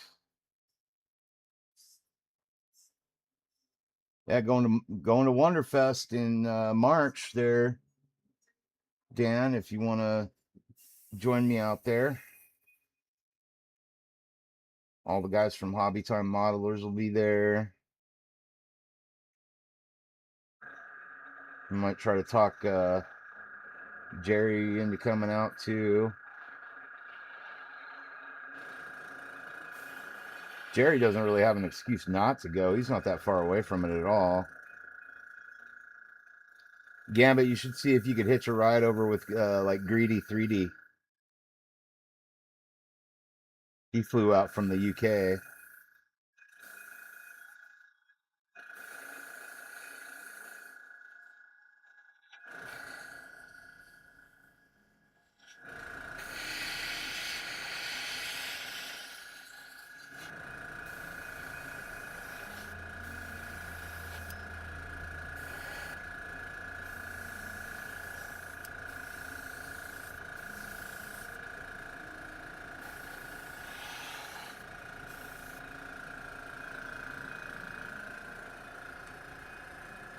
All right, those are all done. Ready for the next coat.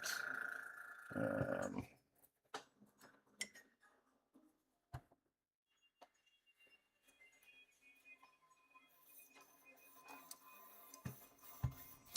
so no, it's in Louisville, Kentucky. March something. They have a full website up with a countdown on it and everything. And that's where you put your entries. I'm actually going to enter. They have like a contest. People from all over the world come out. All the guys from Hobby Time Models will be there. After watching them this year, I was like, I am fucking going next year. That just looks like so much fun. Get a hotel room with your buddies and, you know, have a little live stream every night to recap the day and shit, you know, like, it just looks like a blast. And, you know, you get to put your work out there too. You know, people from all over the world are going to see it. If you go on YouTube, um, well, we're on YouTube. Hobby Time Modelers, they posted a bunch of stuff on it when they were out. Their live streams are really fun, so I recommend like checking out their live streams about it. I know Greedy 3D posted some stuff about it. I think Adam Savage or a few people from his team were there. And there's people from all over the world and all walks of life that show up for that. And I didn't even know about it until this year when all the guys from Hobby Time Modelers were talking about it.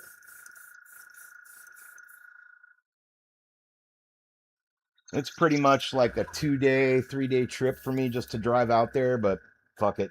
I'm gonna do it anyways.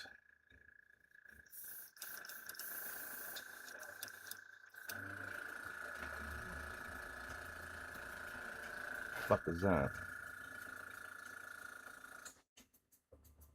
Um, it's Wonderfest. WONDERFEST.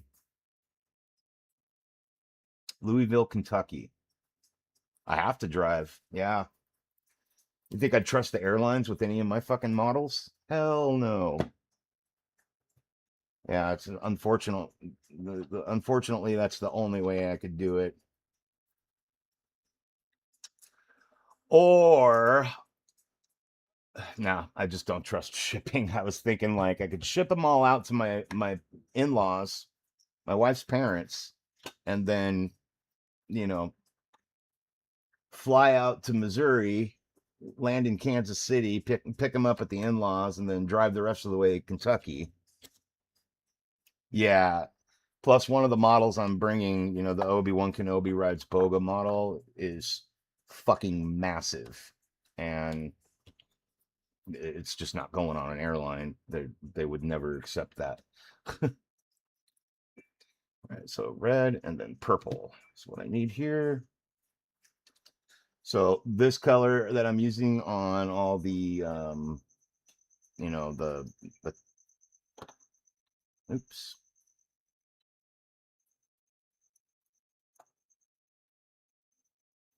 Back home and on the computer, so much better. Hell yeah, dude.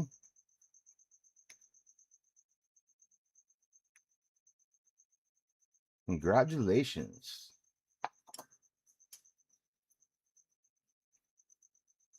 I want to say it's in March though, not in June. I hope they didn't move it to June. Like, why would you guys move it to a hotter time of the year?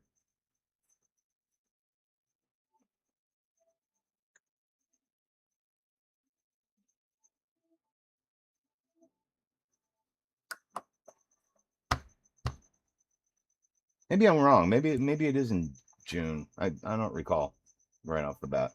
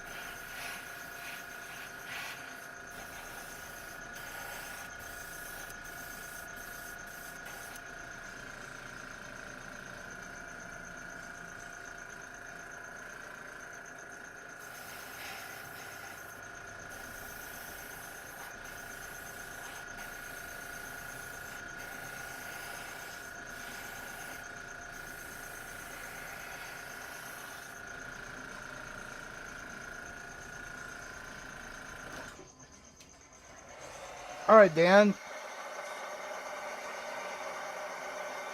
Oh, Jen can hear the crickets.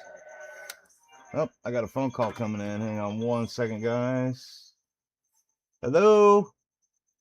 Hi, good afternoon. I'm calling from Primary Medical. I speak with Rob. This is him. Hi, Rob. I'm just confirming tomorrow 10:40 for you. You got it. I will be there. Awesome.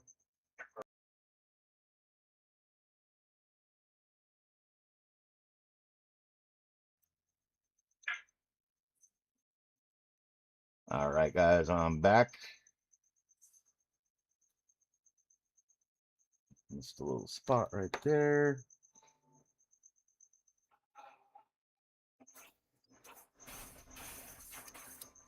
All right, Dan. Yeah, have a good one, buddy. Thanks for hanging out, man. You and the family have a good one today. Much love to you and yours, my friend.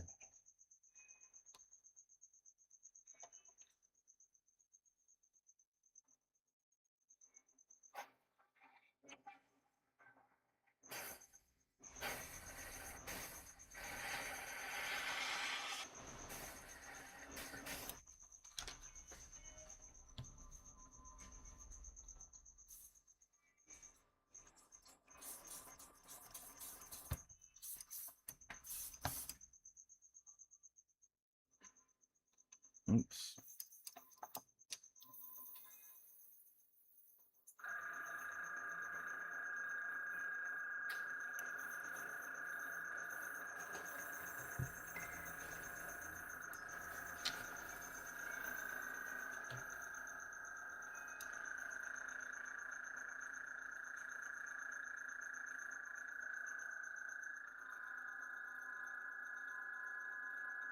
What do you mean I never left?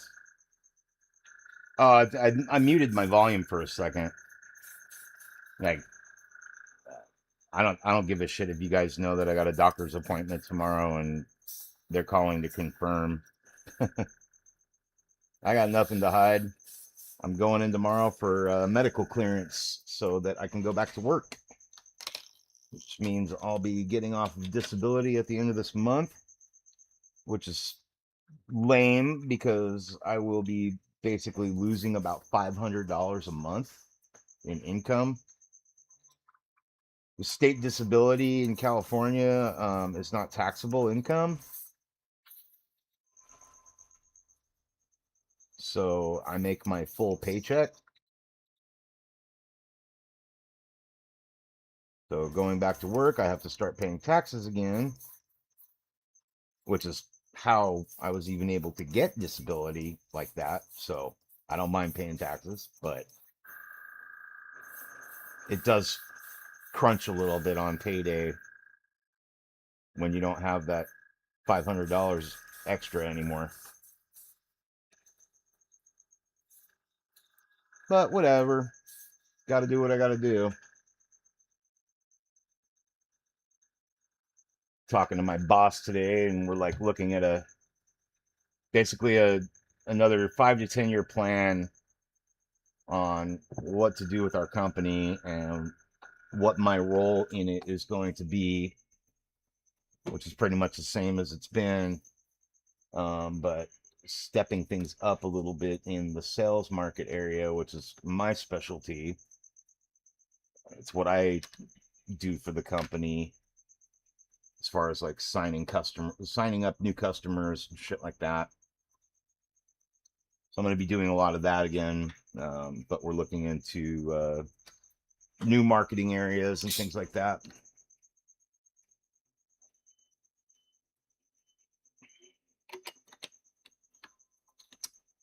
Too bad it was nothing salacious. Yeah, right. My wife calling me to tell me sexy things.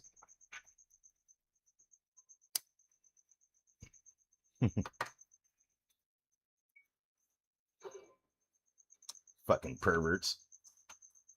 You guys always want to hear the dirty stuff.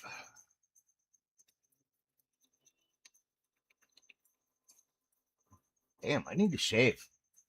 Jesus. That's why I'm all itchy. I just realized, like, I got a bit more than a 5 o'clock shadow. Okay, so again, on these capes, we went with Blood Angels Red, right? And now we're going to use Eidolon Purple. It's a clear air paint by Citadel for the shadows. And then I'm going to be doing highlights with the dry brush with like a really light red. And then we will seal these and they will be glued in place.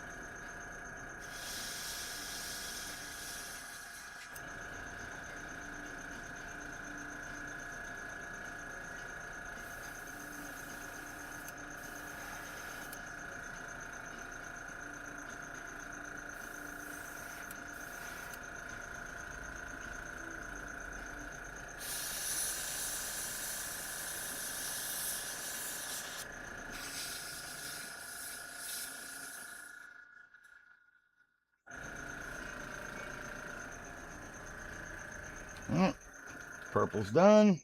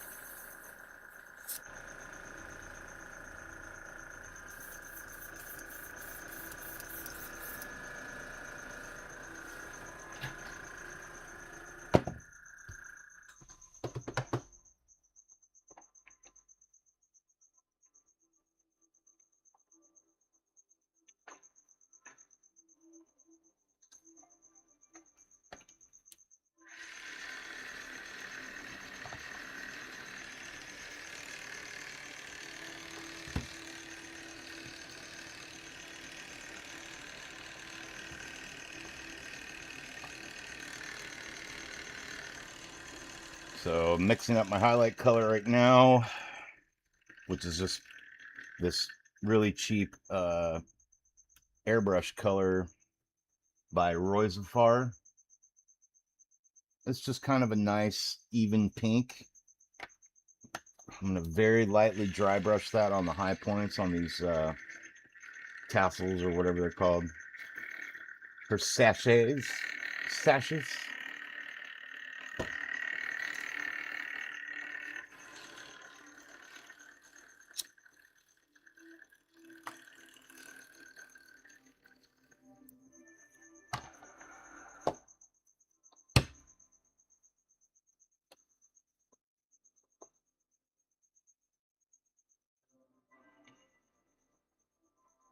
Let's see here.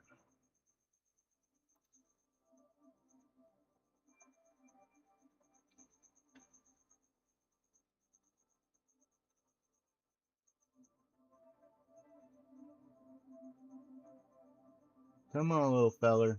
There you go. I'll go that a little bit more that way. There we go. I think that's better. Have I never opened this before? I also have rose pink. The same fucking pink. Oh, I bet you they called it something else. This one's open.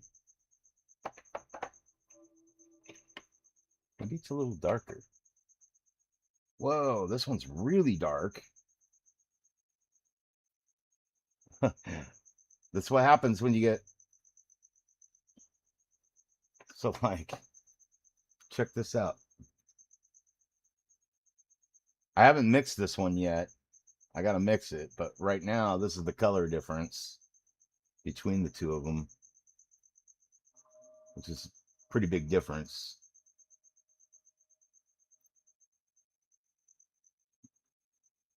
Let's see what happens when we mix it up. I'm assuming it's going to lighten up once the medium gets mixed up in there. But at least this one's already open.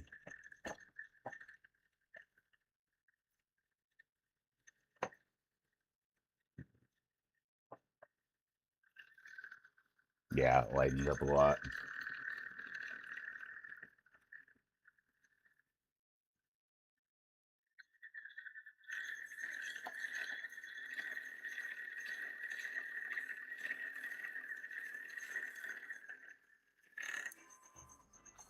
Shit, I'm going to have the lower half of this body done today, which is nice. I'm going to start working on the upper half. And so far, this model's going pretty quick, which makes me happy. So up next, we've got the Max. I'm really looking forward to painting that one. It just looks like a super fun model. And they just did a great job of that one over at Polymind. Plus, I think it'll be fun to just do another Polymind kit.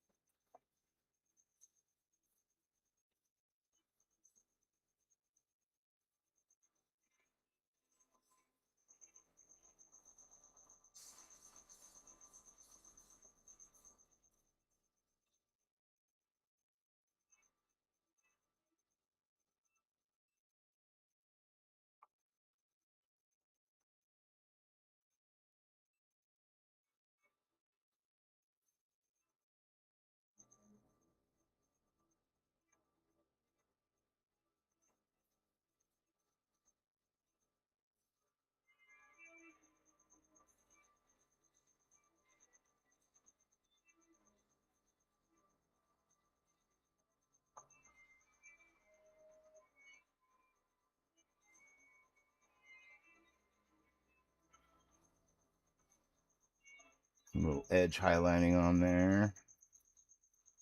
Make those edges pop a little better.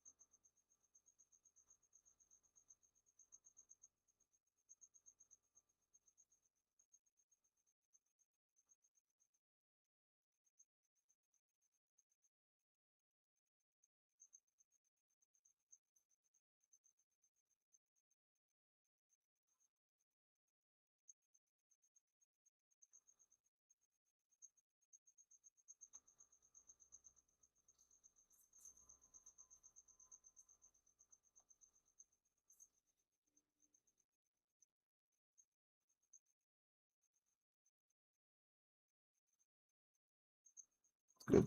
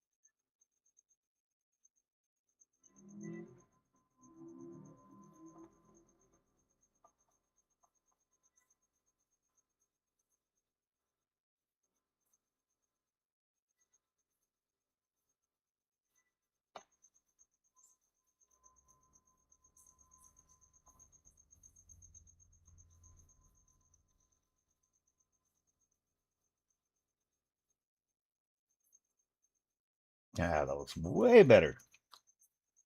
Cool.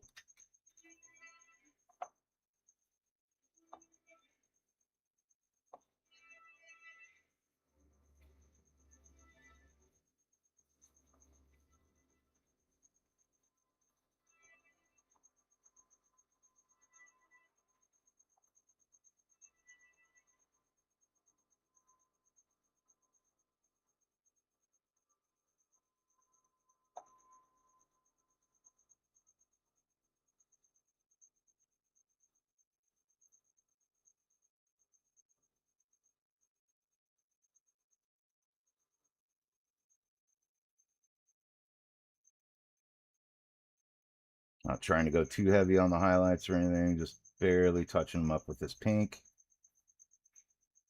It's to desaturate that red a little bit on the highlights. There's a little more volume to the fabric. Probably doesn't translate for shit on camera because red never does. I swear, red and yellows, like it just doesn't. You're not going to get that to look good on camera. Or white.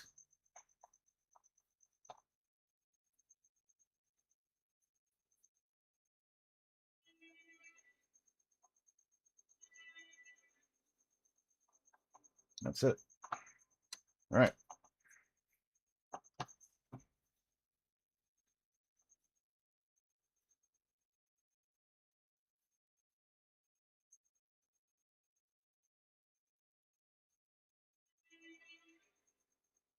Putting the pink on the red. That's one you definitely need to stop when it's time to stop. Okay, so now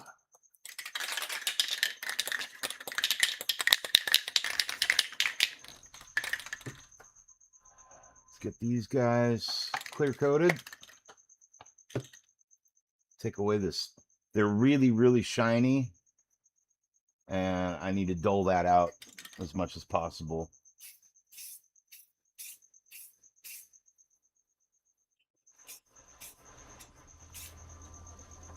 That's one.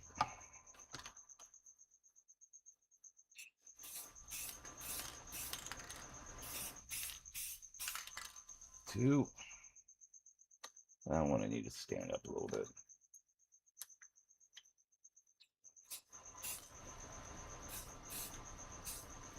Yeah, I don't want the fabric to look all shiny like it does now.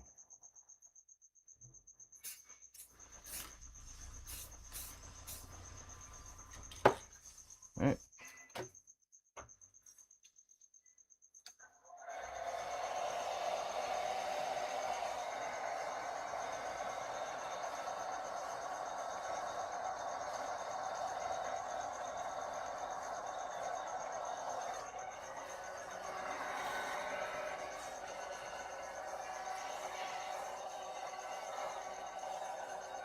Much better. Much, much better.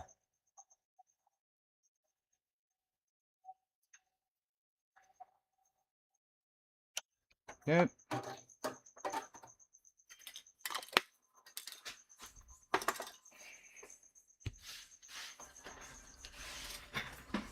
Ugh. It's all sticky and sweaty in here. I have to take a fucking shower after this.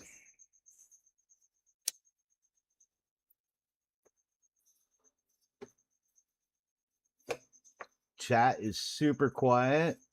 So I'll take the opportunity to once again say thank you for everyone coming in and hanging out and watching me partake in this crazy ass hobby of ours. Love to give a big old shout out to Gambit Neo out there. What's up, Gambit? Hobby Link International, Kenny. Big love to Kenny and family out there. Uh, Big love to One Grumpy Vet Creations. Jerry, what's up? Much love to you and your other. Freaking love you guys. You're awesome. Shout out to the Pain Stream. Guys churning out some awesome work out there, guys. Highly recommend checking it out when you can. Okay, these parts don't go on till later, so they get set aside. This one goes on her torso. We will have some skin tones to do on this one. She's got like her arms are bare, her face, of course. So I'll be doing like a very feminine skin tone for those. So if you guys want to see how I paint female figure, female skin tones, which there is a difference typically between male and female skin tones. So if you want to see that, definitely stay tuned. I'm pretty much every day when I stream, I'm posting what I'm doing in the title, so you can see what I'm working on every day. So today it's a lower body, so that's what we're doing. Tomorrow we'll be working on the torso and getting this done, which is going to involve, I think the easiest way to do it. Well, I've got some sanding to do. There's a couple of layer shifts here. The layer shifting on the uniform and stuff, I'm not worried about. But we got to get her sanded down a little better. And the skin tones are going to come first. And then I think what I'll do is liquid latex over the skin tones on the arms and stuff once she's painted up. And then we'll go ahead and start working on the uniform portion. But I always like to put the skin tones down first before I start doing anything else. So we'll look forward to doing that tomorrow. And in the meantime, let's get some super glue out. And we're going to glue some parts on.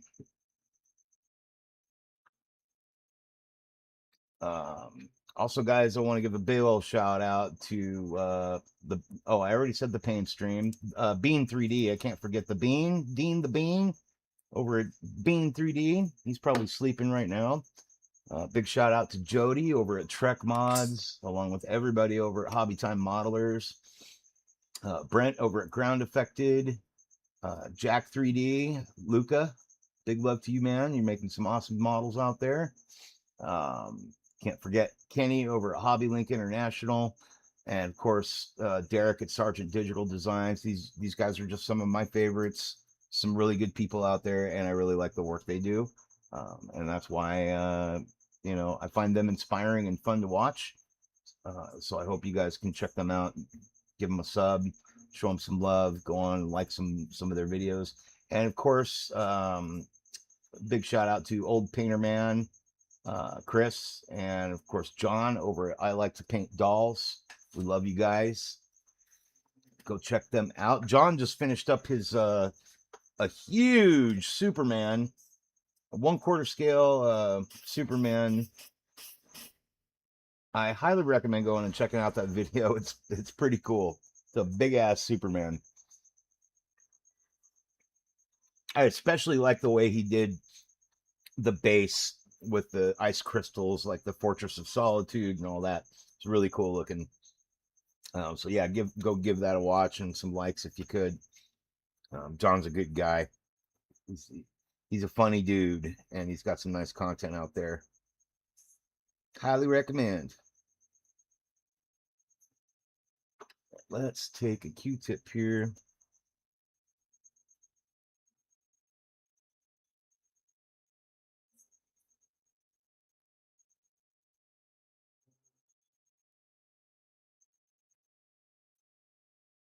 I think we should get a good hold with that.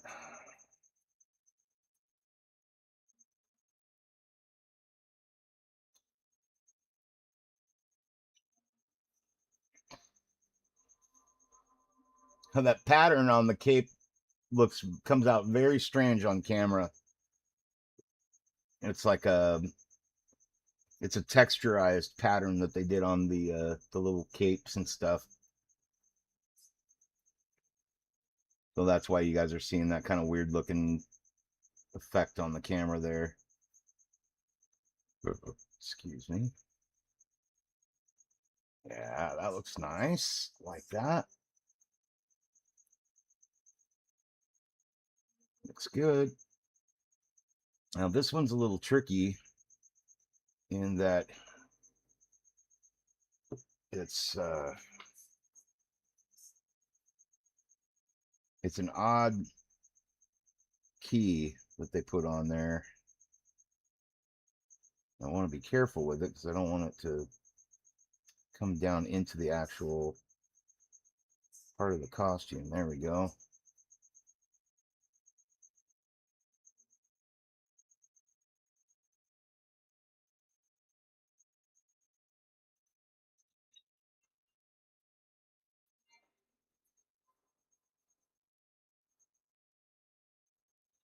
This piece just kind of like slides up under her belt the way they did the key on it. A little funky. There it is.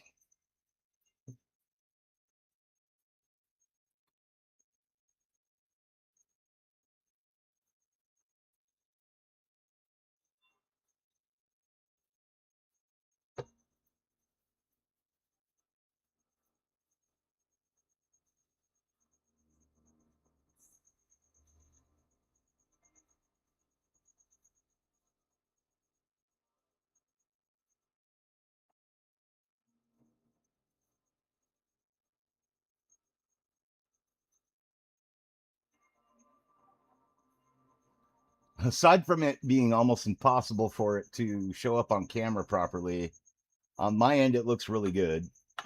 I'm very, very pleased with how this looks so far. These parts are all like kind of trippy looking. And let's see here. I've got these two little bags. What should we do with these guys?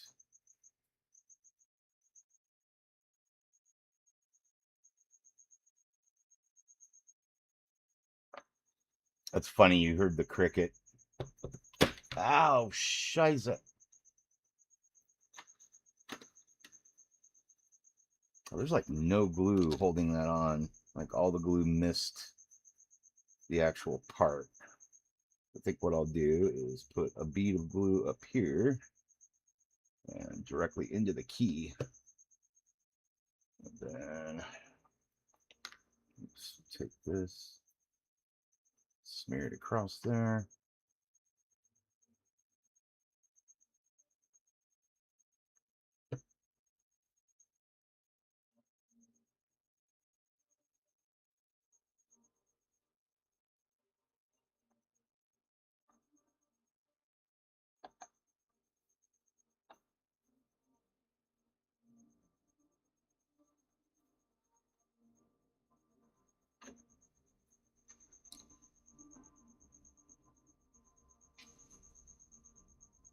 And yeah, big shout out to Jennifer G too.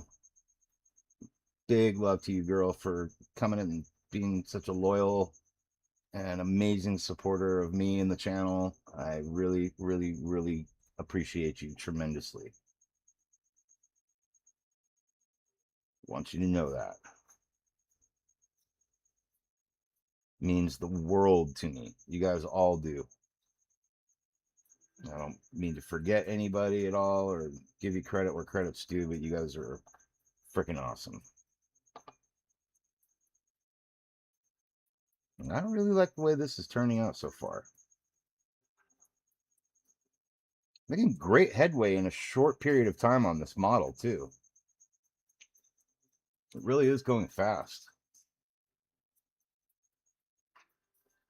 And that makes me happy because it means I get to do something else even sooner. So these little dudes just need like a really simple dry brush.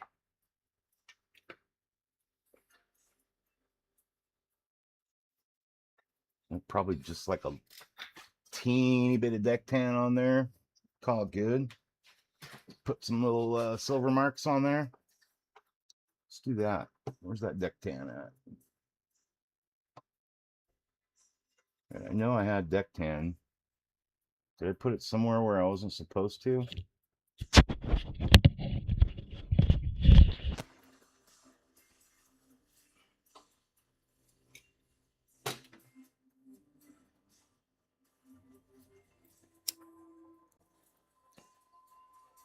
Ah, I did put it somewhere I wasn't supposed to. It's hiding way over here. There's my deck tan. Woo! Come here, little feller.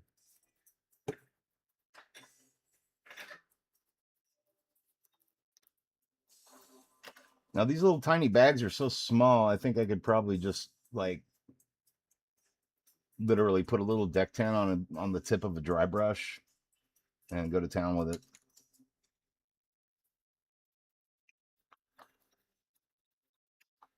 And that's exactly what I'm gonna do.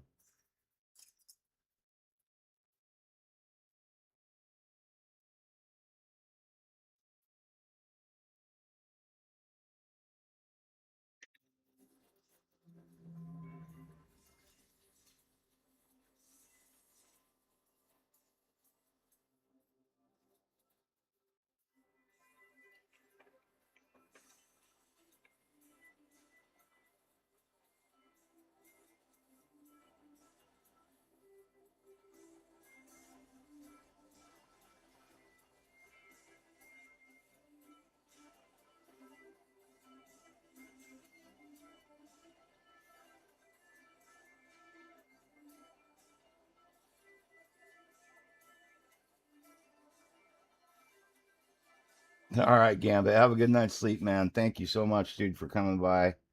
Guys, Gambit Neo, please don't forget to like and subscribe on his channel and mine and everybody else I just mentioned a little bit ago. Really appreciate you, buddy. I look forward to give me a call tomorrow morning if you want, dude. I'll have some time to chat. I don't think my wife's going to work tomorrow either. But yeah, hit me up. And by all means, have a great night's sleep.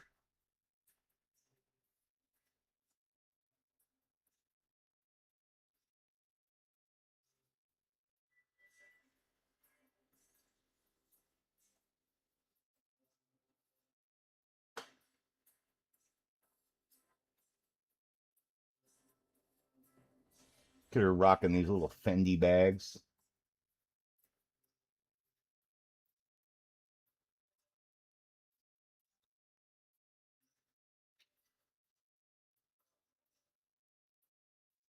And yeah, for little tiny things like that, you can just totally take your dropper bottle and just put some paint right on your dry brush, like I'm doing here, instead of using a palette or anything. I mean, unless you already have the paint out, but something like that's totally fair.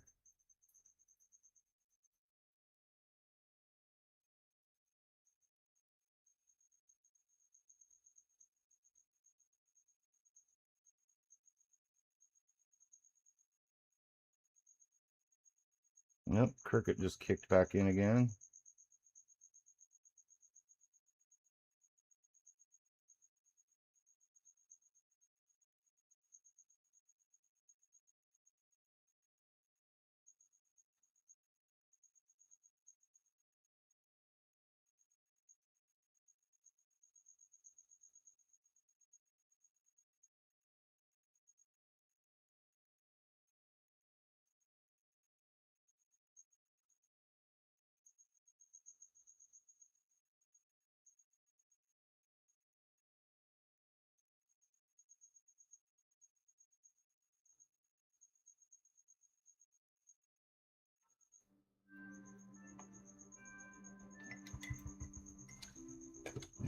bit of Nuln oil. Where did that go?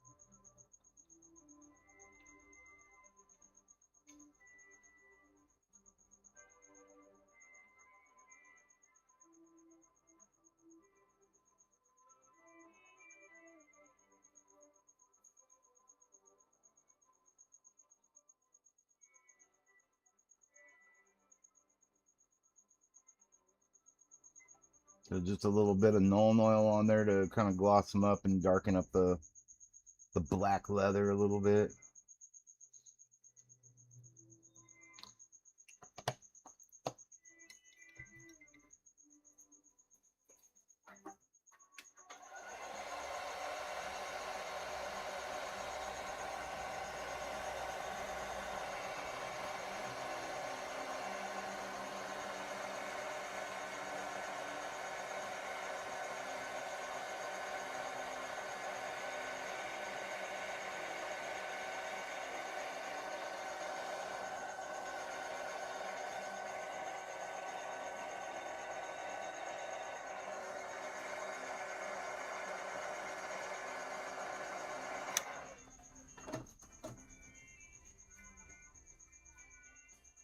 So how's everybody doing out there? Got 8 people in the chat and only 1 person chatting, 2 people. Hope all you guys hit that like button and hit that subscribe button if you haven't already. I appreciate it. I appreciate you. So now I need just a teeny tiny bit of this dark aluminum again by Vallejo metal color. So I can do these little teeny tiny rivets on these bags.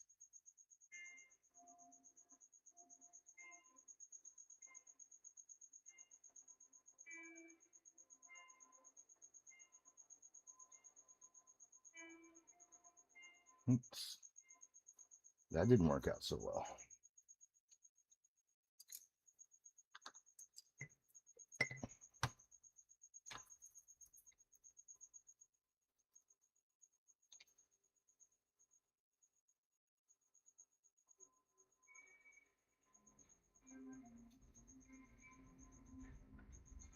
Let's try that again.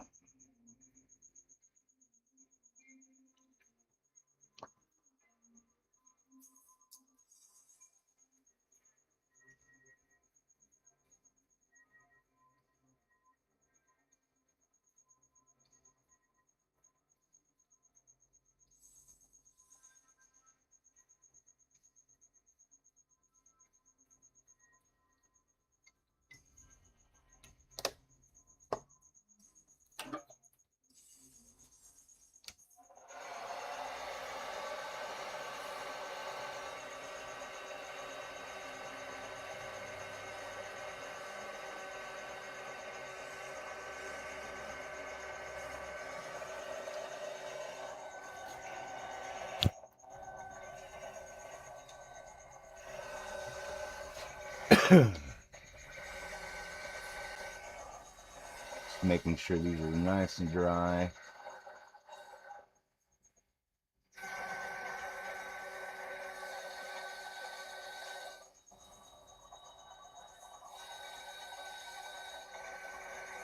If I'm going to keep this camera angle, I definitely need a light coming from this direction, you know, aiming this way. You know what I'm talking about. Just too dark on this side.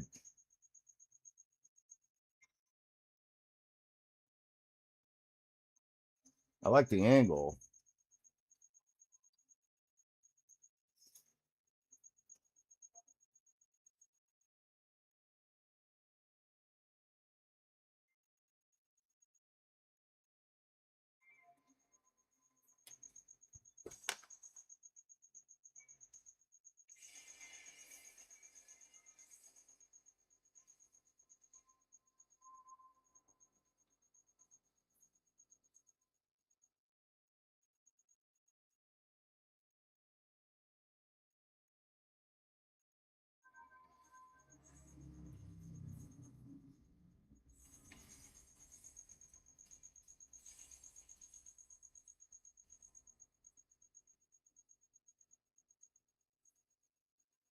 That's good. Perfect.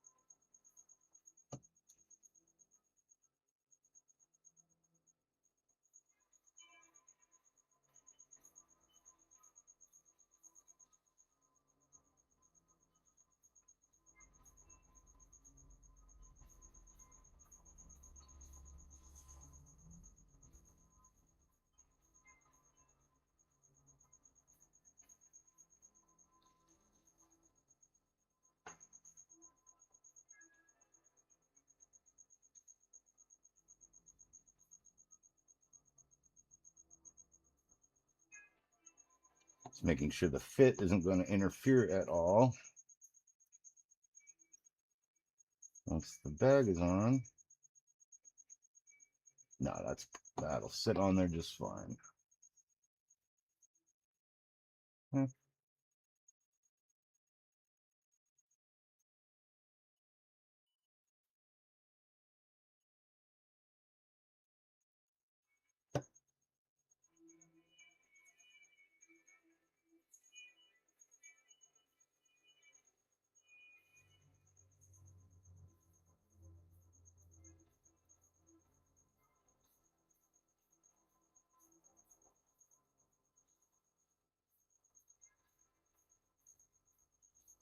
Beautiful.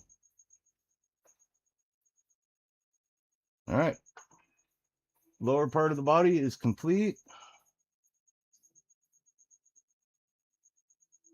Not much left to do. And compared to Daredevil by Sanix, and again, I should remember to give Sanix 3D a big shout out.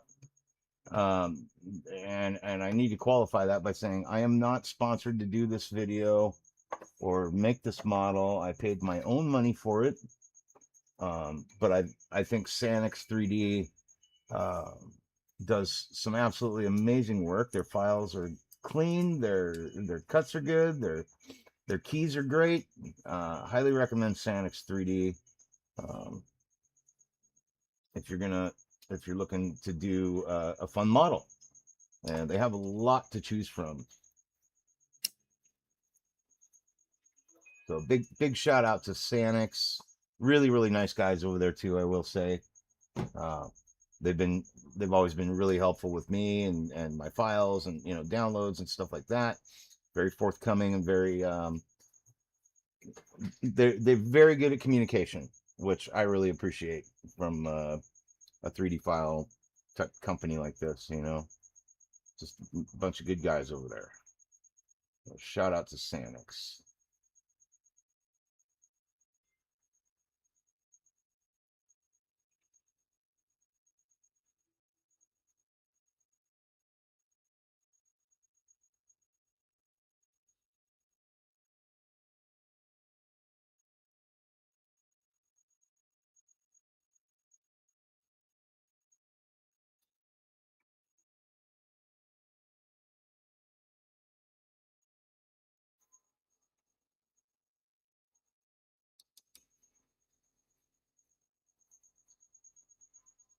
Yeah, that's what we got to do next is start working on the torso tomorrow.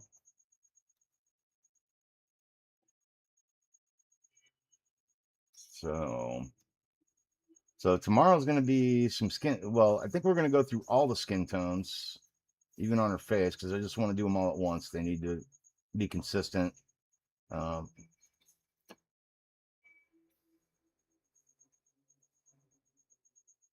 haven't decided if I'm going to just glue her arms on when I do it or not, but we'll figure that out when we get there. But I got some sanding to do here on these layer lines, real minimal. We'll fix that up and then reprimer and start getting it going on it. A little bit of sanding here on the armor to do too. See that layer line going all the way across there. Wish I would have caught that before. Might have even just reprinted it. That's all right though. This is minor and we can fix this pretty easy. Yeah, so tomorrow I think we'll be doing some skin tones, getting that done, and then start work on this. Working our way up.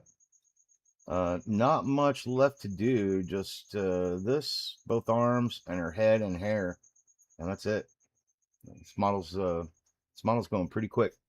I'm enjoying it. And for those of you who weren't here earlier, after this, I'm going to be doing the Max by Polymind Studio. That's what's going to be up next. And that's actually a super fun model. In fact, let's see where we're at. Oh, I think we're done. I think we're done printing. So let's gear up and see how we did.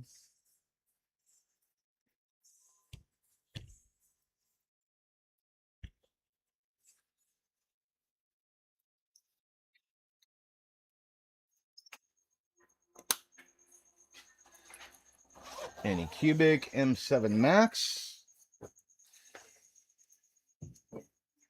Fingers crossed. Ooh, everything looks really good. Very cool. It looks really good. I had 2 print fails on this one using, I got lazy last night. I was tired and I used pre-supported files from Polymind. And I'm not bashing Polymind at all, but I had 2 pretty big misprints with that. So this morning I took the time to set up my own supports and everything, hollowed it out, did all that, and now I have a perfectly good print. So let's get, I need some gloves.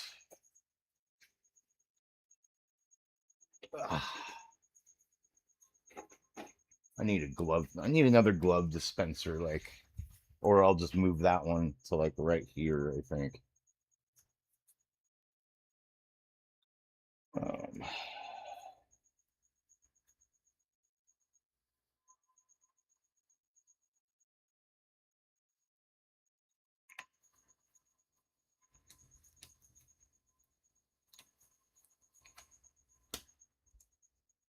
so I've got some clean alcohol down here, and this is solid IPA or a solid resin. That came off really nice and easy. But I want to soak him a little bit. This is an is. ISZ. That's what these little dudes are in the Max comic books. They are mischievous and deadly little fuckers. One of my favorite little things about the Max comic book. Those little dudes were pretty cool. So I usually take my tub and I'm gonna pull that out. Did I just get resin on my arm? I think I did. Yep, that's not good. Get that cleaned off ASAP when that happens. So that's just straight 99% IPA. Wipe that off really good. And give it another wipe. Flip it over and give it another wipe. That should be good. When you get resin on your skin or anything like that, you want that shit to come off ASAP. Just, that's the stop what you're doing and get the fucking resin off of you and clean up. Oops.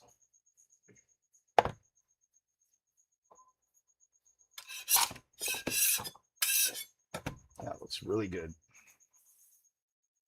And I always like to wipe the bottom of my build plate.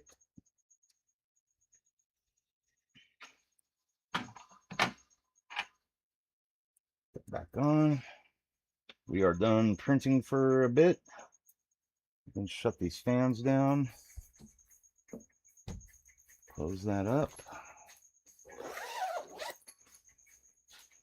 And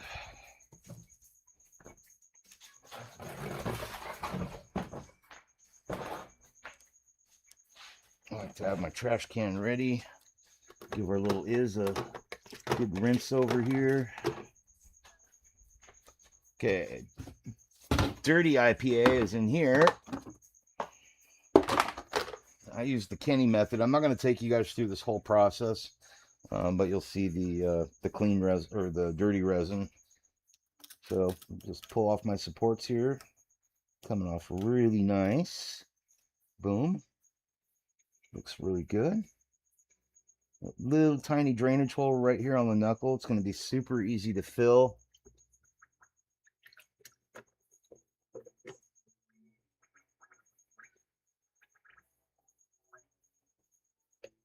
I want that completely filled with alcohol. Check out this other arm. Supports pull off really nice. Boom. I do pretty good supports, if I do say so myself.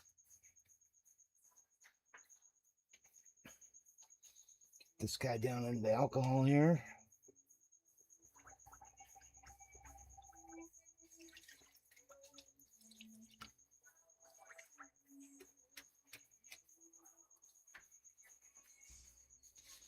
Get those guys soaking. All right, here's our torso. Again, supports come off nice and easy. Except that one. On the bottom too.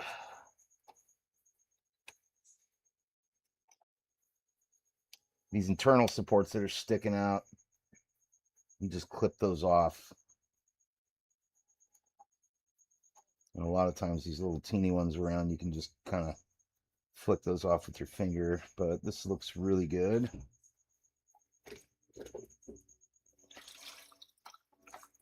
That's why you want to have these really big drain holes, so that you've got plenty of space for that alcohol to get in and through.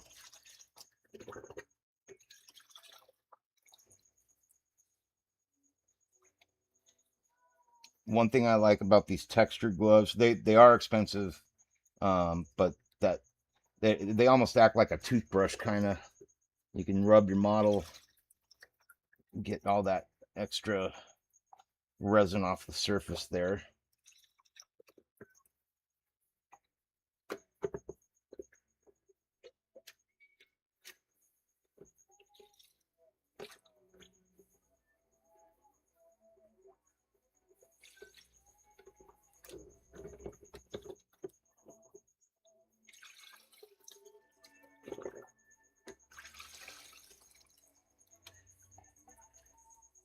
This resin's actually really dirty right now, so I don't want to put it on the wash station because it'll stir up a bunch of shit that's on the bottom. I need to actually filter it out.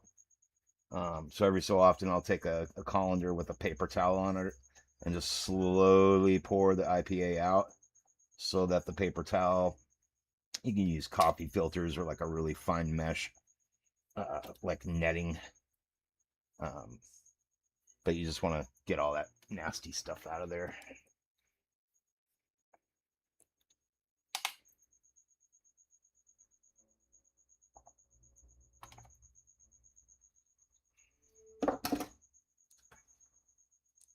Get my little flush cutters here.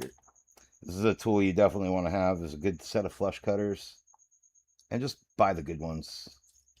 Spend $20 to get a pair, because you're going to put them through some punishment. And the good ones will last longer.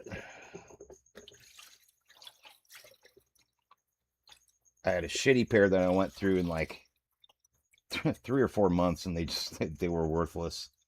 And then the pair I just showed you, I think I spent $20 on those ones, and I've had those for like 2.5 years, and they've given me no problems. They're still cutting just fine. They're great. All right, go put that guy up there to dry. Get these guys out.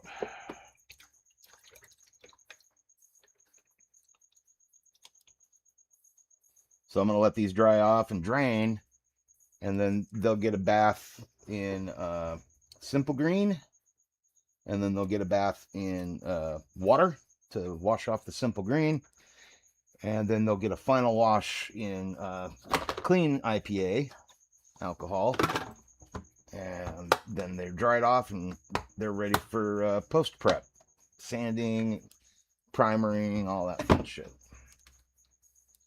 So those are good to go. We can go ahead and pull our little Is out. He's good to go.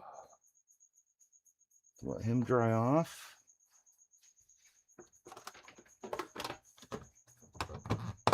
And the rest of the model is over here. So the little is going to be kicking it under here, under this grassy knoll area. There's the Max. So his head's going to be about in this position, maybe. I'm not sure how it all goes. I love the tree, though. Little mushrooms growing on it and stuff. So, and I'm going to be doing more of like, I kind of want to be honorable to Sam Keith's work on this. So I'm going to try to kind of do it in almost a comic book style, like animated. But we'll see how that goes. It's going to be fun, though. I really dig this model. They did a great job on it, and it's going to be fun to paint. So I'm looking forward to that as soon as we finish off Elektra. Now, as for my trash, my what do you call it? My supports and stuff. I like to cure those as best I can before I call it good. And so for that, I use one of these UV lights. And I just like to get down there and I'll pull them out even. And just get these nice and cured and exposed, top and bottom. You know, a lot of people have heard me say this in the chat before, you know, people that have been coming to my channel for a while. You don't want to send this stuff off to the dump without making sure it's cured. You know, you want to be ethically responsible with your trash from 3D printing. This stuff is toxic and it generates a lot of heat when it cures. And you don't want this trash bag being filled with like supports and resin and shit that's going to wind up generating a bunch of heat and doing some serious shit once it gets to the dump. So it doesn't take very long to get these cured. So just take a little time to do that, if you could, when you throw your stuff away, and you'll be a better person for it.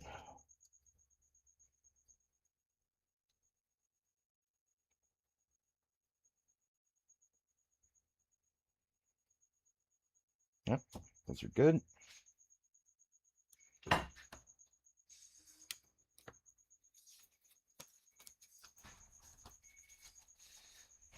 You get into 3D printing, you are going to go through a fuck ton of paper towels. I promise. I just buy these like really cheap shop towels on Amazon. I buy like 4 or 5 rolls at a time, and you'll go through them. I promise. Taking gloves off. You always want to be careful with the first one. If you have any resin on your thumb or anything like that, and you go to pull your glove off, you can get resin on your wrist without noticing it. Pull it all off, get rid of it. And what I like to do also is I'll take my IPA in my bottle here, and I'll just kind of spray my hands down really good. Just kind of, when I get back upstairs, I wash my hands off with the Gojo hand soap, the real good grimy stuff, and you know, I have to put lotion on my hands also, otherwise my hands will get all fucking dried out and shitty. So just some pointers for anybody that's thinking about getting into 3D printing with resin. Those are some steps you want to take to keep yourself protected. Stuff is extremely fucking toxic. I cannot stress that enough. Ugh, sorry guys, I couldn't see the chat for a minute. Whenever I'm mobile like that, I can't really see anybody talking, so let's try to get caught up here in a second. I think it looks like people are saying goodnight to Jerry. Sorry if I missed you, Jerry. Let's see where we're at here. Okay, Gamut's out. Sleep well. What kind of glue do you use? Oh, Swedish. What kind of glue? Swedish Forge asked what kind of glue do I use. I've tried a bunch of different super glues, but for me personally, I like this stuff by Glue Masters. I don't know if you can get it in your area. Gambit was telling me, I guess super glue is kind of funky in Ireland, like the kind of stuff that's available. So I don't know if it's the same for you guys in Sweden or whatever. But this thick viscosity is my favorite. I've tried a lot of different kinds, and I kept going back to this one, so now I just stick with this. The other thing I use for like real heavy pieces is like a 2-part epoxy. If you're going to be dealing with like something really heavy, it's probably a good idea to use like a 2-part epoxy instead of super glue. Super glue is really brittle. It can break real easy, and for some of our larger models, we do, you want to use the epoxy. But for like a 1/6 scale figure that doesn't really have a lot to it, super glue is perfectly fine. Totally fine.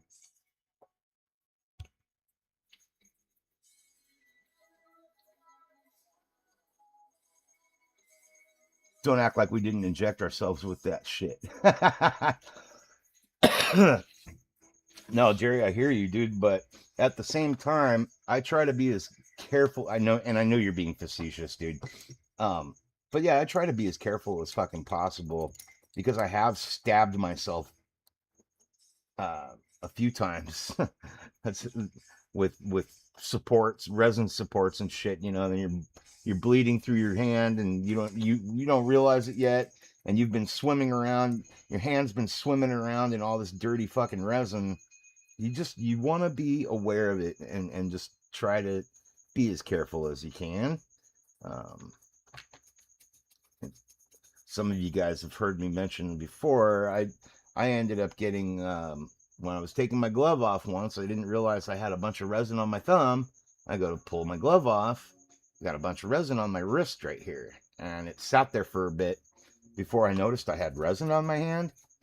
And the way I noticed it was because my entire wrist right here in like a silver dollar size spot got really red and hot and sore. And I was like, what the fuck? And I looked at my arm looked at my wrist right here, and it was like all red. Like, like I was having like a really bad allergic reaction in just that spot, which was exactly what was going on. And that shit didn't fucking come off of my wrist for, I think it was a couple of months before it went away. And ever since that happened, I try to be as careful as fucking possible with this shit. And and that's, yeah, that's what I do.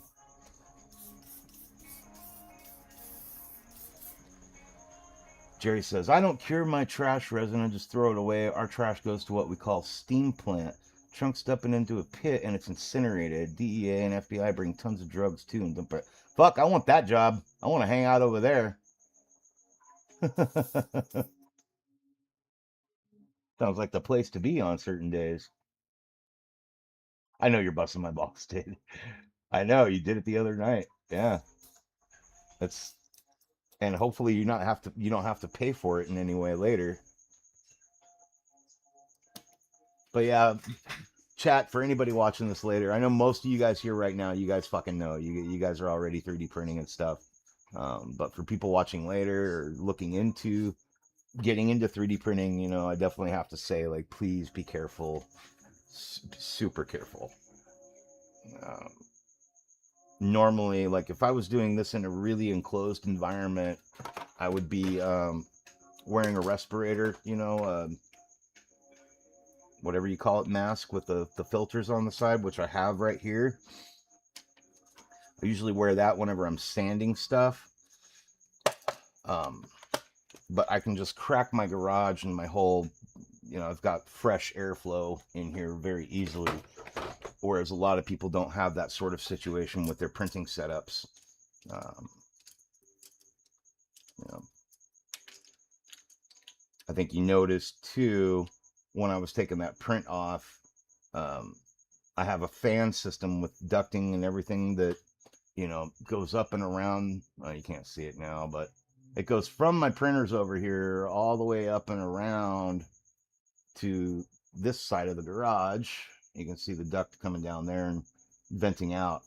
And I got a really powerful, like, I think it's like a two, I forget the RPM on it, but it's a fast fucking fan and it cranks air out of my print enclosures.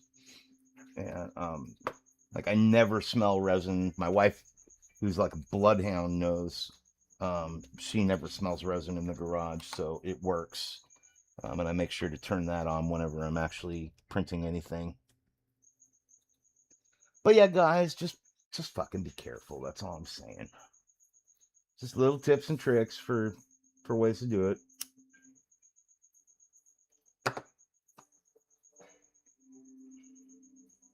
You can't smell it though. Your oldest son works there. They call it the steam plant because it's co-owned by the city and NASA. That's cool. There's pipes between the plant and NASA. The steam and the heat from the burning goes through the pipes and over to NASA to their wind tunnels. What a trip. That's fucking cool. That's pretty neat, really. I don't know how we do it here. I know we don't have NASA. We do have a Space Force Center, Vandenberg, about it's only about an hour from my house.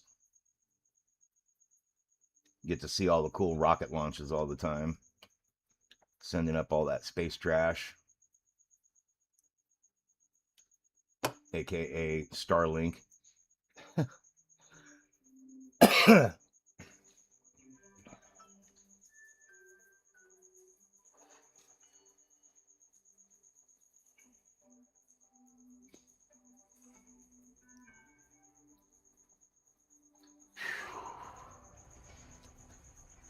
But anyways, yeah, got a lot done on our girlfriend here.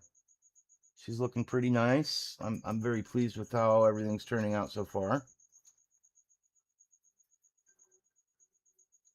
Like the two tones on the different tones on the boot toes, little touches of metallic here and there.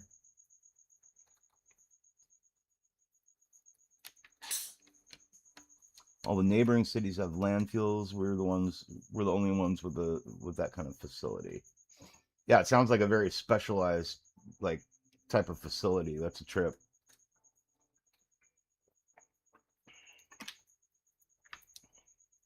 Good old Mountain Dew.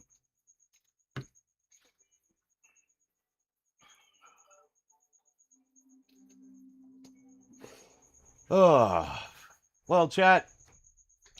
It is 5:30 here in California. Knowing my wife, she's getting pretty hungry by now, so I guess I should probably get moving and get her fed and make sure she's doing all right. She's still alive up there, and yeah, I can't think of anything else. It's been an awesome day. We don't have NASA here in Sweden, but we have meatballs. I fucking love Swedish meatballs. Hell yeah. Swedish says I love it. I'm assuming you're talking about Elektra here. I just wish this stuff photographed better, but it's okay. It's the texture that's on there that fucks with the camera. It's kind of funny. No, she can feed herself. I fucking I cook. I made her lunch today. Made dinner for her last night. I spoil the shit out of my girl. Yeah, I was gonna say it's getting pretty late out there, Swedish. But hey, man, thank you so much for hanging out. Do you mind if I ask your name, Swedish? I'm Ron. If you want to keep it as just Swedish, or I can call you Forge, totally fine. But yeah, get some good sleep, man.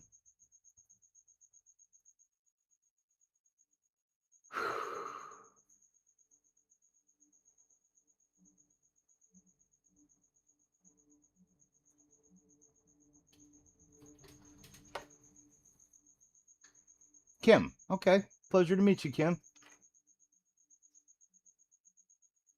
And that's a man's name, right? You're not the first man I've met named Kim. I'm Ron. That's Jerry. We got Jennifer. Gambit still doesn't want to share his name with everybody, I guess. He's kind of special.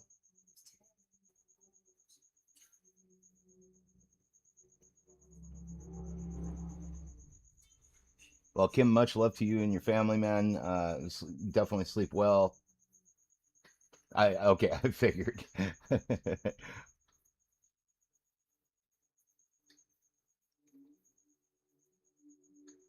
You're 53. Okay, so you're just probably just a little under a year. I'll be 53 in December. Well, definitely thank you so much for hanging out, Kim. I appreciate you. Hopefully you didn't forget to hit the like button on your way out. I appreciate that as well. And thank you so much for being part of the 3D Painter family and hanging out with us and enjoying this crazy ass hobby of ours. Yep, Jen's 54, Jerry's 56. We're a bunch of 50 something year olds painting dolls. Sorry, action figures.